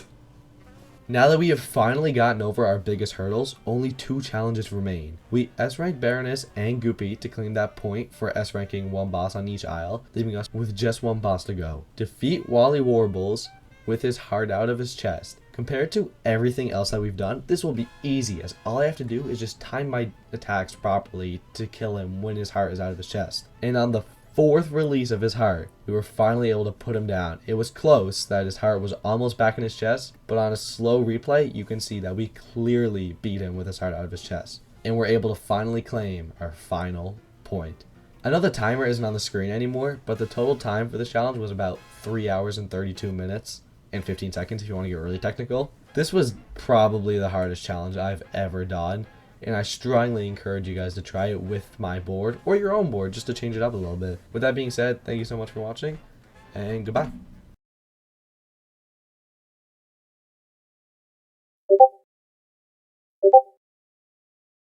8 months ago, I lost to a man who I challenged to a 1v1. But today, that will not happen. For today, it is time for the Cuphead Sir Pilkey 1v1 Lockout Rematch TM. Name is subject to change. Sorry if that intro was hard to follow. I'm going to give you a rundown of what we are doing now. Basically, me and my friend Pilkey will be racing to complete 13 out of 25 challenges on this bingo board. Once one of us has completed a challenge, it is now locked, and the other can no longer do that challenge, and they are forced to complete different challenges in order to win. Here's an example of what the board may look like, but we will explain each of our points as we get them, so it'll be easier to follow. That being said, please enjoy this Cuphead Lockout, and big thank you to Sir Pilkey for doing this with me. He will be linked in the description. Enjoy. Alright, 3, 2, 1, go. Then we can reveal. Running gun, pacifist, no damage, don't use EXs in L2, collect 30 coins, beat a boss with reverted directional controls. I'm gonna do that right away. What I actually did right away was do the tutorial, Forest Frollies, and head to Pork Rinds to get the Roundabout and the Heart Charm. Then we get an A+ on the Root Pack, A+ on Ribby and Croak, beat the first Mausoleum, then we remember that I said I'll go do a boss with reverted controls, and then we decided to go do Goopy Legrand with our reverted controls. Midway through the fight, something unexpected happened. Hey, don't take a hit for 3 fights in a row. I got the first one. With Pilkey in the lead, it was my turn to catch up, and then we got our point for beating Goopy Legrand with reverted controls. Now that the scores are tied, I refight Goopy Legrand to get an A+, and head up to Hildeberg. It took me a bit to beat this boss because I was going for the A+ rank, but eventually we do get it in the end with our A+. With Hildeberg defeated, all that's left is Cagney Carnation, which we defeat and get the A+ rank on, may I add, on the first try, which gives me this. Pretty dang hard. Get a rank what did you do? Of at least A+ on Isle 3 bosses, or Isle 1 bosses. Dude, you did all of those now? Yeah. Shoot. That's what I was nervous you were going for. So I didn't do the running gun, I went straight to Cagney. With Isle 1 completed, we quickly go do the second running gun with Pacifist, and while I'm waiting for my rank, I realized something. Oh wait, I did another one, I didn't even realize. Oh, you're not serious. At least 3 parries on Isle 1 bosses, because you need parries for the A+ rank. Oh my gosh. Dude, that's like a 2-in-1. Oh my goodness. You didn't even notice. Like Pilkey said, I basically had a 2-in-1 challenge for getting 2 points at the cost of only putting my effort towards 1 challenge. This put me ahead by 3 times his score. With his spirits seemingly at a low, we decided to go do beat 3 bosses with the chaser shot. But there's something we didn't tell you guys. Me and Pilkey can see each other's screen. So I seen that he's already attempting to do this challenge and already has 1 boss down, meaning he only has to kill 2 more bosses with the chaser to claim the point. So midway through Beppy, I decided to bail on the challenge and switch to the Roundabout to defeat the boss faster. Next, we go to Baroness von Bonbon, and we're going to keep track of the 3 bosses we see first, as there was a goal for defeating all 5 of her mini-bosses. When I defeat Baroness, what may have seemed good turned to bad when Pilkey defeated his 3rd boss with a chaser, landing him another point. While I was trying to P-rank Funfair Fever, Pilkey decides to do the opposite and pops 5 balloons, allowing him to tie up the scores once again. Moving on from Funfair Fever, we return to Baroness so we can get our final 2 mini-bosses defeated, and you may have noticed Pilkey checked another point off the list. This is because he has obtained 5 parries without touching the ground, but once I defeated the 2 mini-bosses, the scores were once again tied. More of the aisle goes on like normal, but we make a pit stop to get our 3rd and final P rank, nabbing us another point. We defeat Grim Matchstick and the 2nd Mausoleum and make our way to Inkwell Isle 3. Is what I would say if we didn't go all the way back to Isle 1, where we P-rank a running gun without getting hit once to claim another point on the board. Also, I forgot to mention, Pilkey got another point for reaching Isle 3 with less than 10 deaths. In Isle 3, we sadly are forced to play catch-up because in the time we spent to get those P-ranks and the one we got for not getting hit, Pilkey was going full force on bosses to widen his lead on us, which might just end up punishing us big time later in the run. Pilkey gains another point for dodging Werner Werman without using a spring, and we move on to Perilous Piers, which takes us way too long to get through. Like, way too much time was spent here. It's important to mention that there was a goal to obtain 30 coins first, which is why I was trying to rush through Perilous Piers and caused me to make so many mistakes. But Pilkey beats us to this point and steals another point from us. With the loss of a point dragging our mood down, we move to Cala Maria, where we attempt to beat her without getting petrified once, which is something I've never seen done before. We end up hiding at the top of the screen in the 2nd phase to avoid getting petrified, and in the 3rd phase, whenever she uses her petrifying attack, we end up purposely taking damage to use our invisibility frames to just go through it unscathed. And this claims us another point. But while we wasted time trying to get this point on Cal Maria, Pilkey beats us to the third mausoleum and steals yet another point from us, setting the score 8-6 in Pilkey's favor. Wasting no time, he extends his lead even more by beating all plane bosses without using bombs. After wasting too much time on Rubber Honeybottom, we make really quick work of all the other bosses. But does it even matter? In the time we spent to go backwards in the game to get points, Pilkey stayed full steam ahead and got crazy far, to the point where he was on King Dice and was in the position to complete one of the hardest challenges. With loads of time to spare, defeat King Dice without landing on any hearts was obtained by Pilkey. He managed to do this on his first attempt and now was on to the devil. He has so much time ahead of me that he defeats the devil without getting hit, and this gets him another point up against us and also unlocks expert mode for him. Well, I was trying to defeat the horse with only a mini plane to keep the scores as close as possible.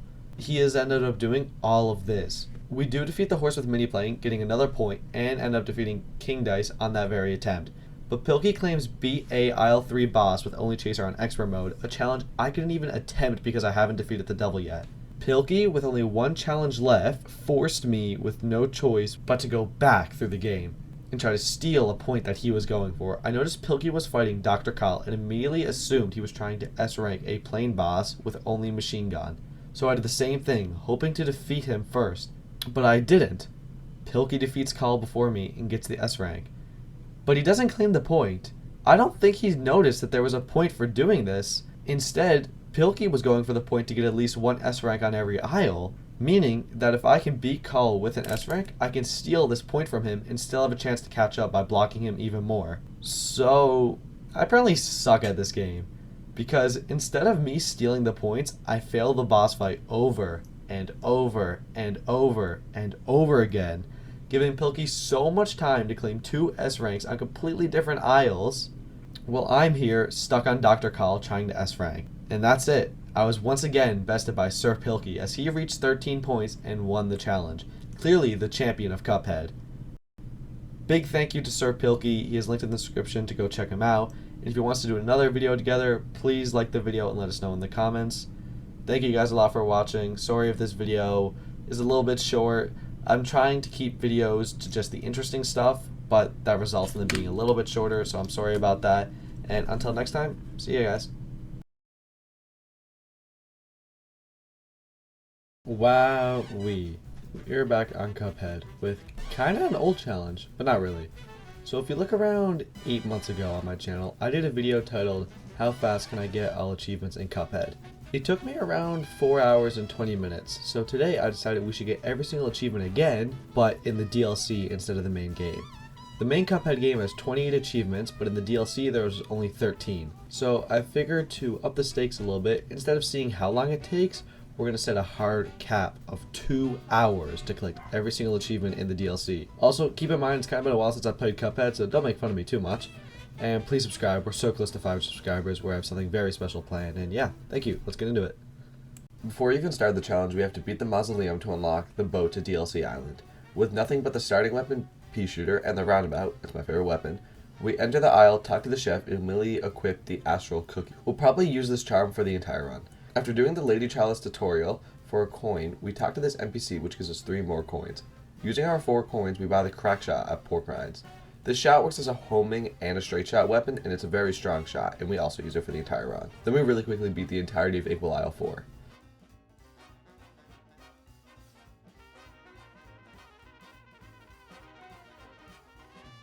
After beating the DLC on regular mode, we do get a couple of achievements for doing this. We get compliments to the chef for beating our main quest, Alive and Kicking for beating a boss using Miss Chalice, a Golden Touch for beating a boss with Miss Chalice Super Art, and we also get the latest sensation for beating a boss with a new weapon. After defeating those bosses, instead of going to fight them in expert mode right away, we instead take this ladder up to the King's Leap. The King's Leap is the DLC's way of giving us coins. Basically, there's 5 main levels and a secret 6th level, where you have to fight a boss themed around a chess piece. But you don't beat the boss the regular way, or with a weapon.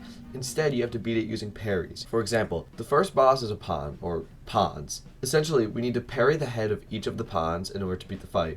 Then we move on to the knight, or the horse. This knight has 3 different attacks, and after each attack we get a chance to parry the top of his head, which we have to do over and over until we eventually defeat him. Then we move to the bishop, where once we parry his head, he will light some candles around the arena. We have to put out all the candles by running next to them, and then we'll get another chance to parry his head. Going on to the fourth, and what I consider to be the hardest, is the Rook. He will shoot white and pink skulls at us, and we're only able to parry the pink ones. We have to parry them back in his direction so they hit him in order to deal damage, but we also have to look out for the energy beams that he's shooting along the bottom of the screen.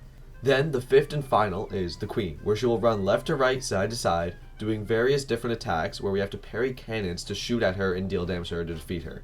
After doing all of this, we do get an achievement called Checkmate for defeating all of the King's champions. But there is still another achievement we can get up here. Like I said, there's a secret 6th boss here, known as the King's Gauntlet. It isn't any different to the other bosses, except we have to beat all 5 of the previous champions in a row without dying, which really wasn't that bad, and we do get another achievement for it called A King's Admiration. We make our way back to the bosses, now ready to do them on expert mode. And there's only 3 bosses I really want to talk about here. The first of which being the Moonshine Mob. This boss, I don't even consider to be that difficult of a boss. But man, this boss gave me so much trouble, and I really don't know why. I think that part of the reason is because I was originally trying to S-rank this boss to get an achievement out of it, but I do eventually end up bailing on the S-rank and do it on a different boss. Once we get to the only plane fight in the DLC, we pay very careful attention to not accidentally kill any of those dogs that shoot spike balls at us. Those dogs are the only killable minion in the boss fight, so if we can go the whole boss fight without killing a minion, we will get the achievement called the High Hat, which is what we end up doing. Moving through the other bosses, it's nothing special till we get back to Chef Saltbaker. Now some keen people will notice that we still have 3 achievements left to go. One is a secret achievement, which we'll talk about. Another one is for defeating 10 bosses with Chalice, which we have already done, so we unlock the achievement Decadent. And finally, we need to defeat a IL4 boss with a S rank. So we're left with 2 options. We can try and beat Saltbaker with an S rank, which we know will be the hardest option. Or we can try and do an easier boss with an S rank and just beat Saltbaker on expert mode, doesn't matter how well we do. Looking at the time and knowing that Chef Baker is the hardest boss in the whole game, there was really only one clear option, and that is that we are going to S rank Chef Saltbaker for the achievement. So, Chef Saltbaker, let's just talk about him for a minute. So the S rank criteria is as follows. Get 3 parries, have at least 3 HP at the end of the boss fight, use 6 super/EX moves, and beat the boss under 2 minutes and 30 seconds. The thing about Chef Saltbaker is that you can get a lot of parries in every phase, so that's not too difficult at all. Using EX moves, we're always doing that. We're trying to deal as much damage as possible, so we're constantly using our EX moves. Beating the boss in under 2 minutes and 30 seconds also just isn't that bad.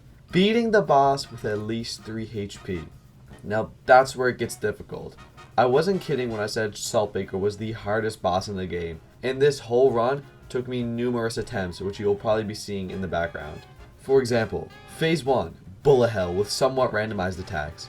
Phase 2, 4 Salt Shakers all sneeze projectiles at you. Phase 3, small arena with Saltbaker bouncing back and forth while you avoid 2 saw blades at the bottom of the screen. Phase 4, the final phase, constantly falling platforms in a tiny arena while Saltbaker glides from across the screen trying to hit you. We need to beat all of these in a row with at least 3 HP. The one silver lining or saving grace is that using Miss Chalice, we get 1 extra hit point, 1 second chance. But despite all of these odds being against us, we eventually beat him and claim our S rank. But don't be confused, this isn't our final achievement. We then go get the broken relic, talk to these guys, do a little code at the graveyard, and fight a secret boss. I don't really care for this boss, so I won't go into detail, but if you've seen my 1v1 video, you'll know I don't really like this boss. If you haven't watched that, go watch that. But since then, I have practiced it, so it's really not that hard anymore, but defeating him gives us our final achievement. We did it all in just 1 hour and 27 minutes. Thank you for watching.